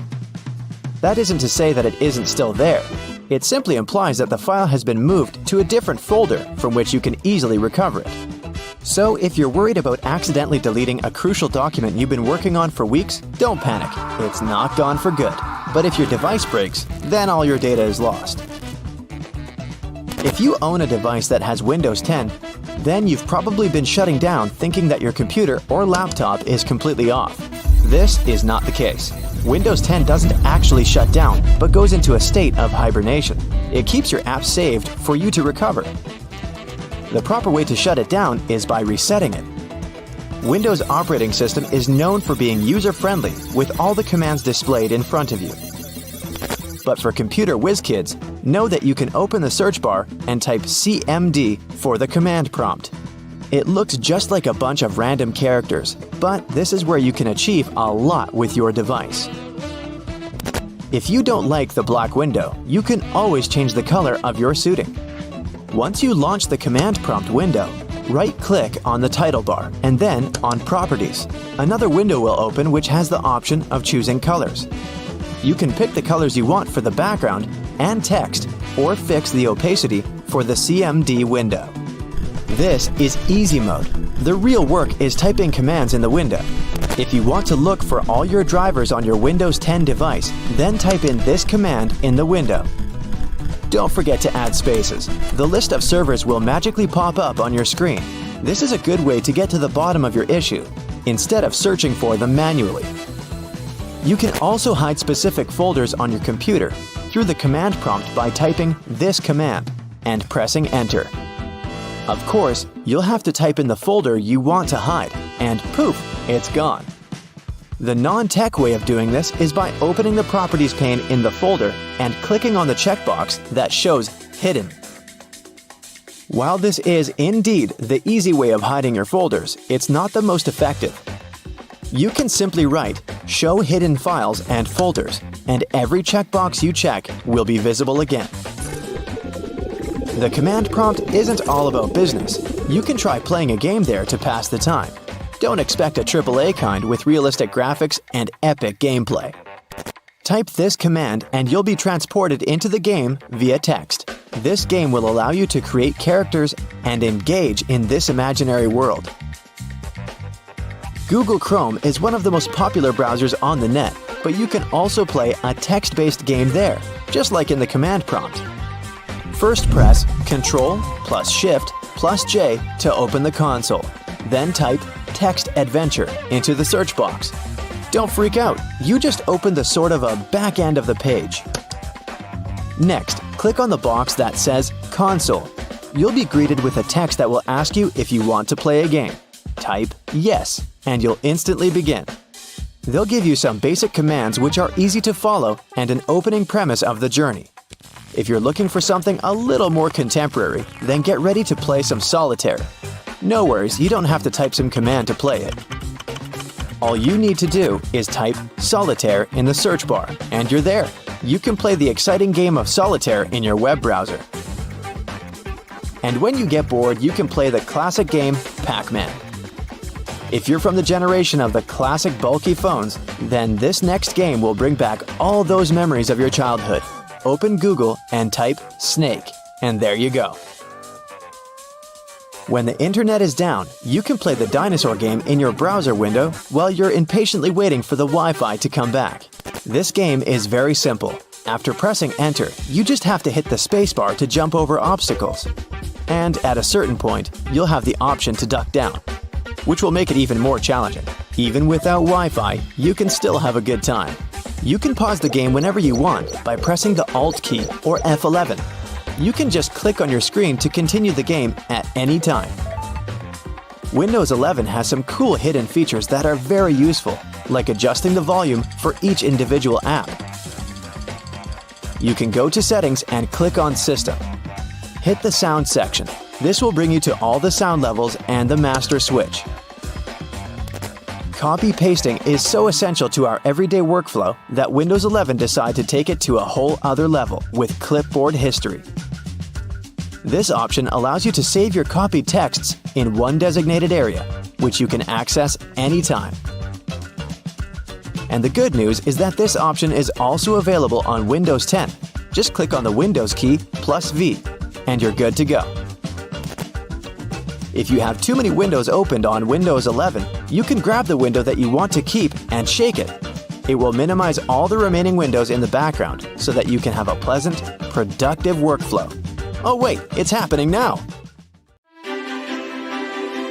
Pouring milk into your tea or coffee can make a mess if you don't do it the right way.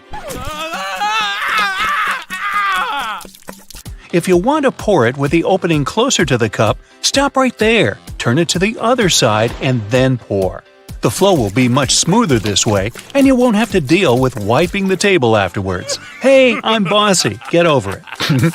It's all about the physics of it. If you turn the carton's opening toward the cup and the carton is full, while the milk's escaping through the opening, the air from the outside will try to get inside the carton to fill the empty space. Since there's only one place where it can do that, the air will push the milk back and disrupt the flow. When you turn the carton to the other side, there will be empty space along with the top side of the carton, and the air will have it easier getting inside. So the flow will be steady, and you won't have that annoying spurting anymore. Now, the handrails are usually moving faster than the escalator itself, because the gear wheels that drive the handrails are intentionally made a bit larger than required. The rubber on those wheels tends to wear off with time, so if the handrails are moving at the same speed as the steps, or even slower, then you're riding a rather old escalator. Now, speaking of escalators, and I was, at subway stations with 3 or more of them, the majority will be going in a different direction depending on the time of day. For example, in the city center, there will be 2 or more escalators going up in the morning and down in the evening, and vice versa at the outskirts. This is done to make it easier for passengers to get around. Most people only work downtown while living far from the center, so they go to work in the morning and find more escalators moving in the direction they need. How convenient!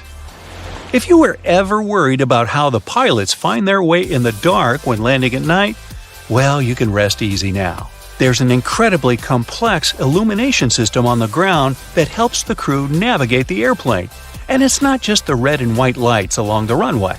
The lights actually start popping up long before the runway, so that the pilots can easily find their way, and different patterns mean different things, which your captain and their co-pilot know by heart. Every commercial airplane you've been on has only one wing. The first airplanes were called biplanes because they had 2 wings, one on the top and the other going through the bottom of the fuselage. They were connected with struts and wires, which made kind of a box that basically allowed the craft not to fall apart in the air. How thoughtful. It was necessary at lower speeds than earlier planes could only muster, but as the engines increased in power, the second wing became redundant and repetitive. The single wing still serves as a support for the whole structure, though. Going 100 miles an hour on an interstate makes you feel the drive and excitement of speed. Flying at nearly 600 miles per hour makes you drowsy at best. This is because you don't feel the actual speed of anything. You can only see how fast you're moving relative to other objects. The closer, the faster.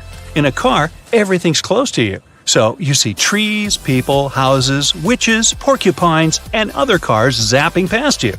On board a plane, everything's so far away that it seems to go at a snail's pace. Now, take a good look at your smartphone. It might never have occurred to you, but its rectangular shape is no accident, and it's actually what you want it to be. Rectangle is the most convenient shape for a screen. It has an orientation, so you can flip your phone all you want and it will adapt.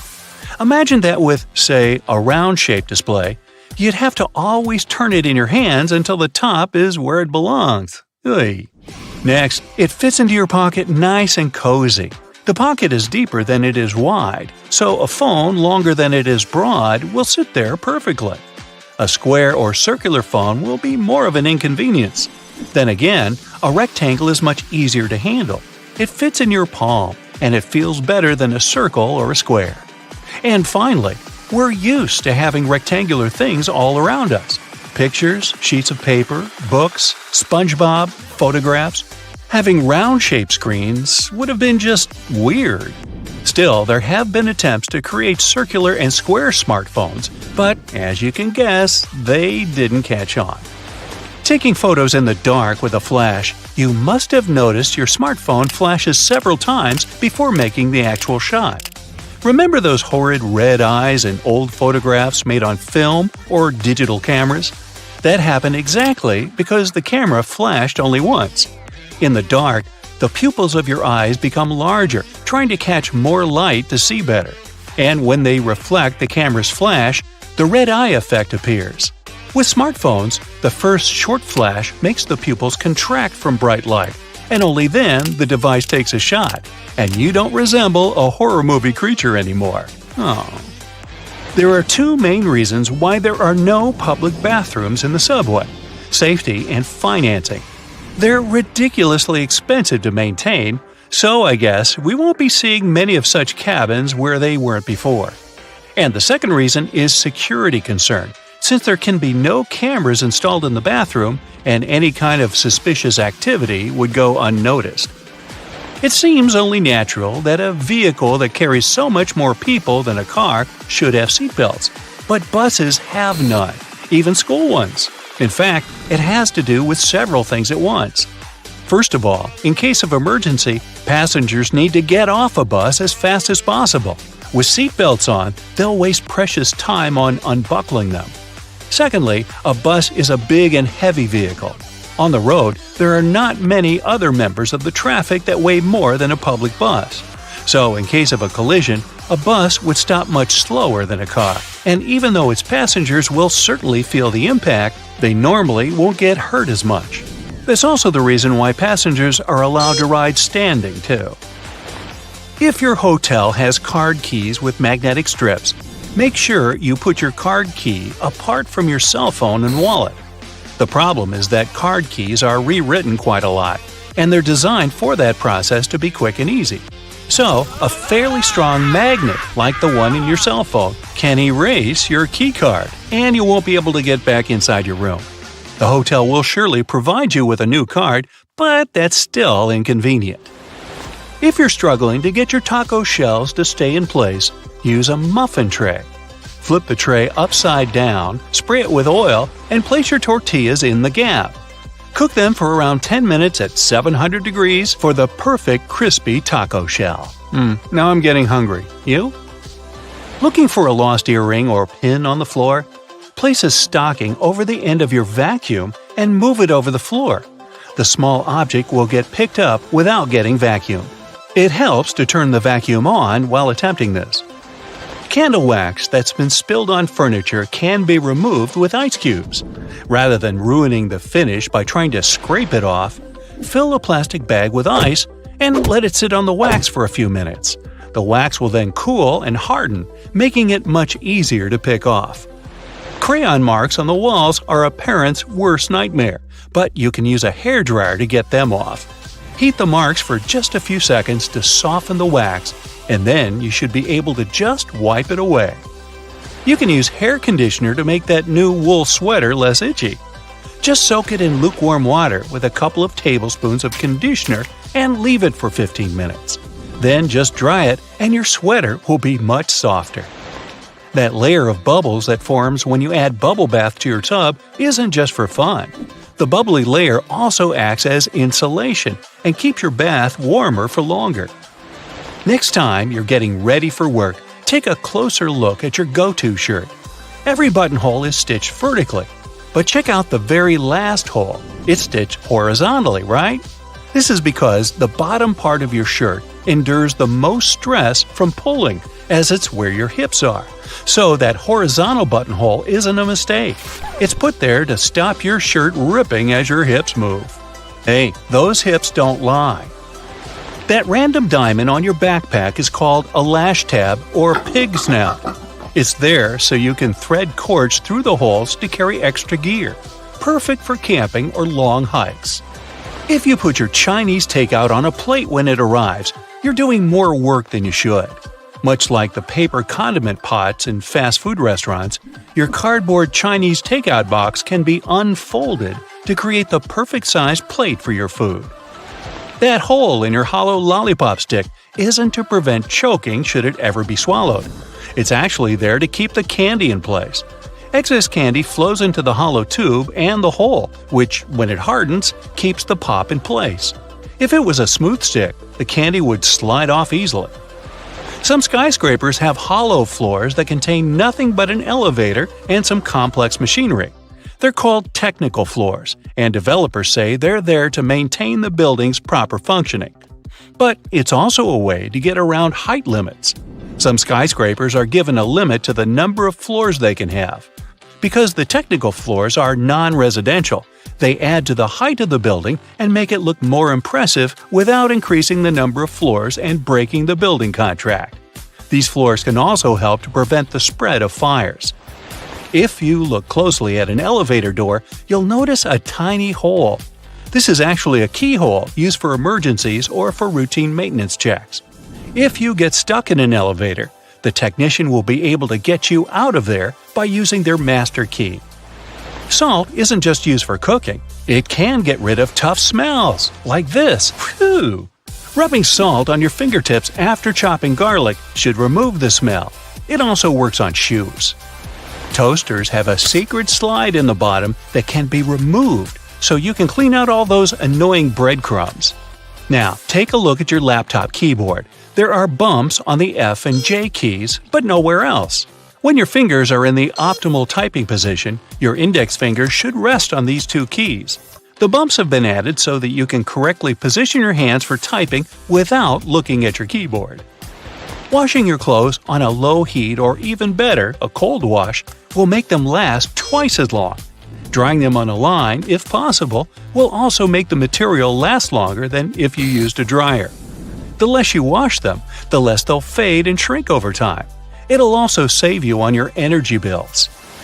Blank pages in the books aren't actually made for the author's signature. It's all about the manufacturing process.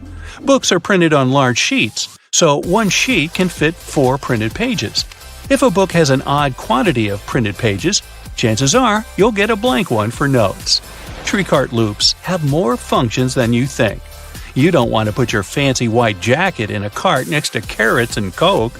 This little hook-like thingy helps organize all the stuff in your cart better, so you can enjoy your shopping trip. Works for me. A good doorknob is one made of brass, bronze, or some copper alloys. These metals have an anti-germ effect. Bacteria spread way slower on them. They also get rid of germs pretty fast, within a couple of hours. There's only one way you can store your peanut butter right. If you place it the regular way, it may get a bit solid before long. The trick is to store it upside down, so the oils don't stay on the bottom all the time and distribute evenly. My dog loves peanut butter. How about yours? Whatever coffee shop you go to, all the disposable cups look exactly the same, only the logo changes. The secret here is the special shape that lets you enjoy your drink easily. The top is always wider, which allows it to accommodate your nose while you're drinking, and the bottom is always narrower, so that anyone can hold it easier, even if the hand is quite small. This width difference also allows the cups to stack. Spoiled milk emits gases, like most foods when they go bad, or me.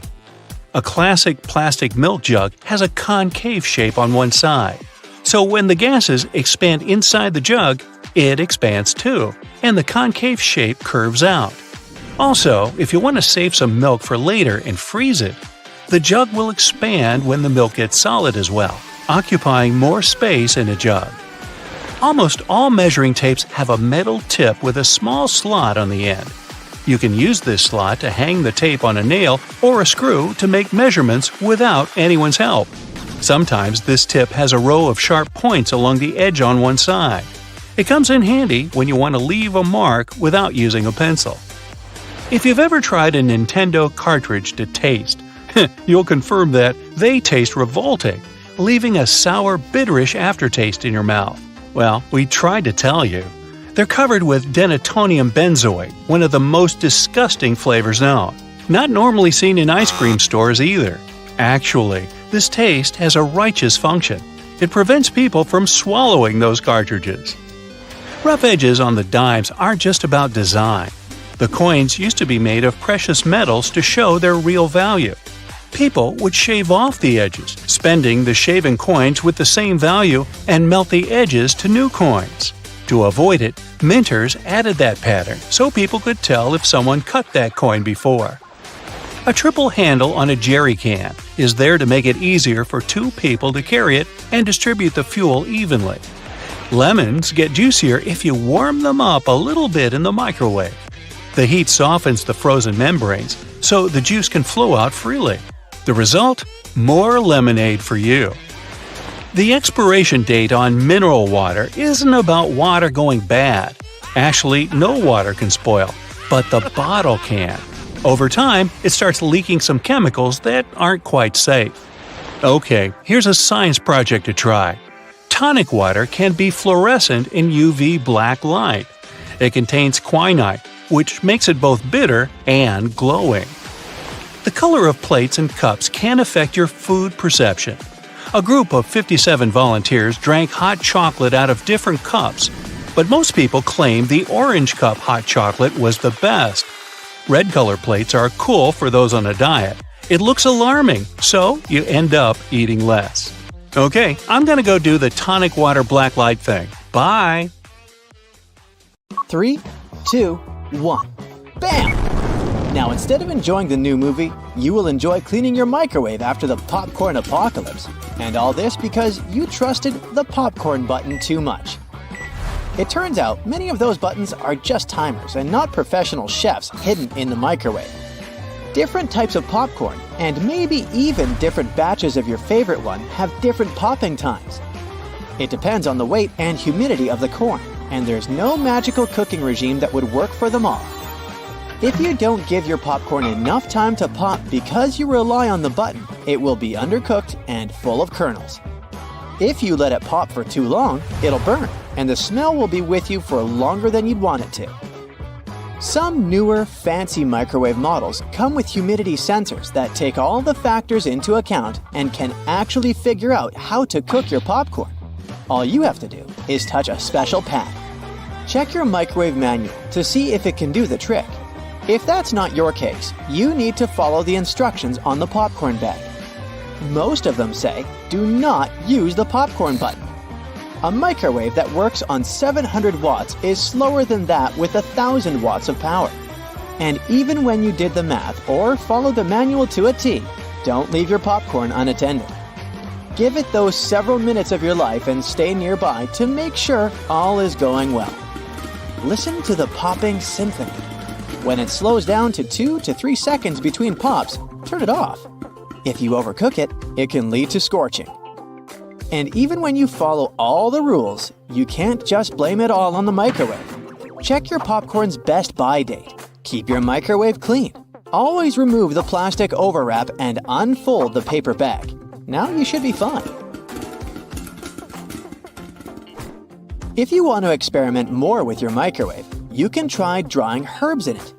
Sandwich some fresh herbs between 2 paper towels and microwave them in 30-second intervals until they're as dry as you want them to be. You can also toast nuts the same way, in 30-second intervals, in chopped form in a single layer on a plate. Your microwave can also help you peel garlic easily. Put the whole head in for around 20 seconds, and the cloves should slip out of the peels without any problems or smelly fingers. A cube of ice is not something you'd expect to be microwaved, but this trick has taken TikTok by storm. One vlogger tried heating salmon and rice in the microwave with an ice cube and a piece of parchment paper on top. She also added other ingredients like kimchi, mayo, soy sauce, avocado, and dried seaweed. Adding water to reheated ice isn't new, but ice is something rather sensational. A chef instructor explained that an ice cube gives something for the microwave to heat, and the steam diffuses all the way through the food. It helps prevent that annoying situation when only half your meal is properly warmed up. The parchment paper lid also helps to keep the heat in. The steam moves up, hits the paper, and the hot liquid goes down to reheat the food. It takes a while for an ice cube to fully melt in the microwave. The water molecules in it are locked and held together by strong hydrogen bonds. So it takes a lot of energy to break those bonds. Did you know that microwaving your tea is the best and healthiest way to brew it? Australian scientists proved that this way you can squeeze out all the good stuff in your cuppa. So all you need to do is drop a tea bag in a cup of freshly boiled water for half a minute. Then you need to place it in the microwave with the leaf bag still inside and keep it brewing for 1 minute at 500 watts. Finally, you need to fish out the tea bag and enjoy your drink. A cup of green or white tea has more antioxidant benefits than a portion of broccoli, spinach, carrots, or strawberries. And now, all the benefits are yours. Brewing tea in a microwave is a great alternative to an electric kettle. That kitchen gadget most American households don't have. Yet, they're super popular in the UK. The reason is simply the difference in efficiency. Most American homes run on around 100 volts. And the UK and many other countries use between 220 and 240. The lower the voltage, the slower the speed that the appliance has. So, if we do some simple math, it will show that it would take the same kettle around 1.5 minutes longer to get to boiling temperature in the US than in the UK. The microwave oven that made the lives of so many people easier was invented by accident in the 1940s. Its creator, Percy Spencer, was trying to design a more efficient and effective way to mass-produce radar magnetrons. It's a kind of electric whistle that creates vibrating electromagnetic waves. Spencer was testing one of his magnetrons when he put his hand in his pocket to have a snack. The peanut cluster bar he had inside had melted and turned into a gooey mess. So he couldn't enjoy his snack, but he realized that something unusual had just happened. Spencer ran another test with the magnetron, this time on an egg under a tube. The egg blew up just moments later. The following day, he popped corn kernels with the new invention. And that's how the first prototype of the microwave was born. It's one of the several inventions from the 40s we still use and love today. The official birth of the mobile phone concept is 1947. It wasn't a flip phone that everyone secretly had in their pockets. Back then, AT&T proposed to the Federal Communications Commission to dish out a ton of radio spectrum frequencies to make the dream of widespread mobile telephone service a reality. Bell Laboratories introduced the idea of cellular communications the same year. The FCC didn't support the idea and limited the number of frequencies to 23 phone conversations possible at the same time in the same service area. The first call on a portable cell phone was only made in 1973. It was a prototype weighing 28 ounces. Back in the 1920s, some genius engineers were already cooking up the idea of color television. But only in the early 1940s did CBS and engineer Peter Goldmark create a system that beamed images in all 3 primary colors. By the 50s, color TV had already settled in the living rooms of families in the West. You wouldn't be able to spray your hair against all elements or paint a mural easily without aerosol spray can technology. It was an invention of the Department of Agriculture researchers. They created the aerosol to spray dangerous bugs. Spray cans, mostly with insecticides, became available to the public shortly after. The invention was later perfected by an American inventor and engineer who created a crimp-on valve. His invention was made of lightweight aluminum. It made the cans cheap and practical to dispense liquids, foams, powders, and creams. In the 1940s, Swiss engineer George de Mestral went for a stroll in the woods with his dog. Suddenly, his clothes and his dog's fur turned into a magnet for hundreds of annoying cockleburrs. George got curious and whipped out a microscope to check out these burrs up close to find out their success secret. He knew this tech could be useful. So, the engineer discovered that they had tiny hooks that looked like a monster's spiky fangs. Those hooks could latch onto anything with a loop: clothing fiber, animal fur, or even human hair. de Mistral realized he could mimic this burr magic, and that's how Velcro was born.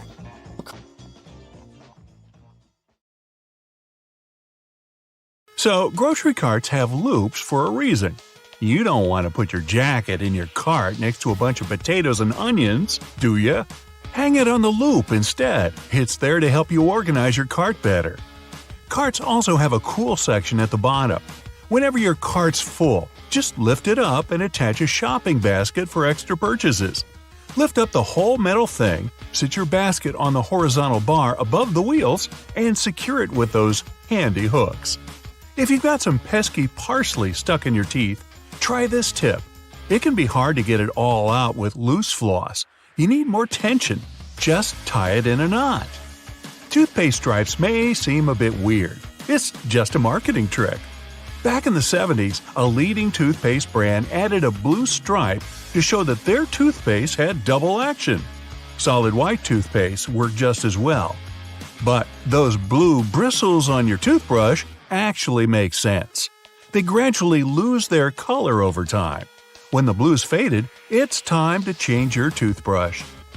Ever notice that tiny hole on the bottom of a padlock? Its hidden purpose is to drain water out, to keep it from rusting. It's also the place to lubricate a padlock. A drop of oil in there will make it open and close way easier. Those ridges on the edge of dimes aren't just for show. People used to shave off the edges, then melt the edges down into new coins. But thanks to the new design, it's easy to tell if someone's been shaving the edges off. If you still struggle with peeling an orange, here's another way of opening it. First, cut off the top and bottom. Make a slit on the side and pull it open. That knobbly bit sticking out of the cap of your favorite cream is there for a reason. These tubes are usually sealed with foil, so unless you love breaking your nails trying to open them, just flip the cap over and push. The tiny rubber disc under every bottle cap isn't just for seeing if you want a lifetime supply of soda. It's what keeps your drink all nice and bubbly. The lid keeps the liquid inside. The rubber disc keeps the gas inside. Until you drink it. If you use the blue side of your eraser to erase pen, your notebooks are probably all full of holes. The blue side's there for when you need to erase something on much thicker paper. It works on pencil and even ink, as long as the paper's thick enough. Your bobby pins might not stay in place if the grooves aren't facing the right way. They should always be on the bottom, close to your head. Still coming loose? Put a squeeze of hairspray right onto the bobby pin before you put it in your hair. Many glass bottles usually have some sort of indent at the bottom. It's handy if you want to be fancy. Put your thumb in the indent and pour away. The technical name for this little dude is a punt. Those sugar sticks at your local coffee stand are ready to be opened in a new and easier way. Look how happy they are. Try splitting it right down the middle. No more sugar on your fingers, no more tiny little paper bit, even your coffee's happier.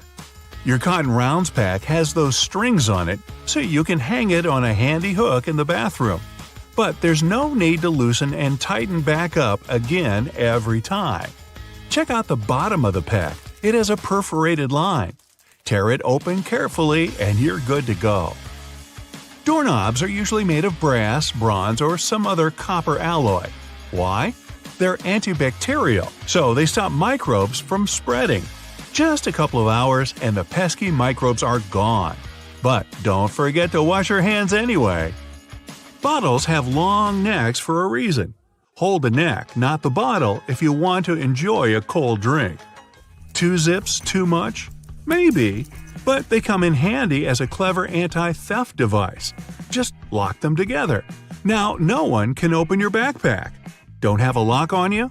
You can also tie them together with some string or even just a paper clip. Anything to slow those pickpockets down. That tiny little button on the back of a shirt collar is used to hold your tie in place. You don't want your tie trying to escape back there. Shoe manufacturers care about their customers. So most running shoes now have a special anti-blister system pre-installed. Sounds intense, but it's basically just that extra hole on top of your sneakers. Make a loop with the extra hole, inserting the lace backwards. Cross your laces and put them through the loops. Now, pull the laces down to lock your foot in place. Now, run. You'll find silica gel packets when you buy bags, shoes, even some snacks. Don't throw them away. They soak up excess moisture, so anytime your shoes are a bit damp, chuck a few gel packets in there overnight. You might have been using your shampoo wrong this whole time. Really? Here's the gist. Don't apply it to your hair. Just apply it to the roots. The foam you create will trickle down on your hair anyway. Notebook margins aren't for taking extra notes or practicing emojis. They were invented to protect people's work. People used to live with a lot of hungry rats around. The rats would nibble at the paper, eating people's work. They put the margin lines there to let people know to start their writing further from the edge, so it's not lost to a hungry rodent. Solo cups are the key element for any barbecue party. But these red cups are even cooler than you thought. You can use them to measure liquids. The bottom line equals 1 ounce, the second line equals 5 ounces, and the third line equals 12 ounces. If you like milk on your tea, try this tip out next time. Pour it from the other side of the carton. It sloshes around less and it's easier to control. Car headrests are all about comfort, and detachable headrests are all about safety. If you pull the headrest out, you'll see 2 sturdy metal bars. If you ever get locked or trapped in a car, you can use the bars to smash the window and get out. Women's shirts have their buttons on the left, even though about 85% of people are right-handed. It would make way more sense to have them on the right. The thing is, back in the day, wealthy women had maids to help them dress. So, for them, the buttons on the left made things much easier, don't you know? The tab on your rearview mirror does have a real function, people. It holds your air freshener, your huge fuzzy dice, maybe a big smiley emoji, but it's actually a switch between day and night mode for your mirror. When it's dark out, the night mode blocks the glare from the car behind you. The McFlurry spoon has a square handle on it. It gets attached directly to the ice cream machine, and the ice cream and toppings get mixed in together, right in your cup.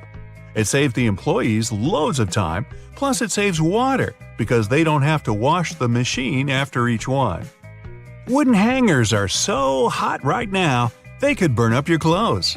Nah, not really, but they look better and are more natural. But there's another reason to use them.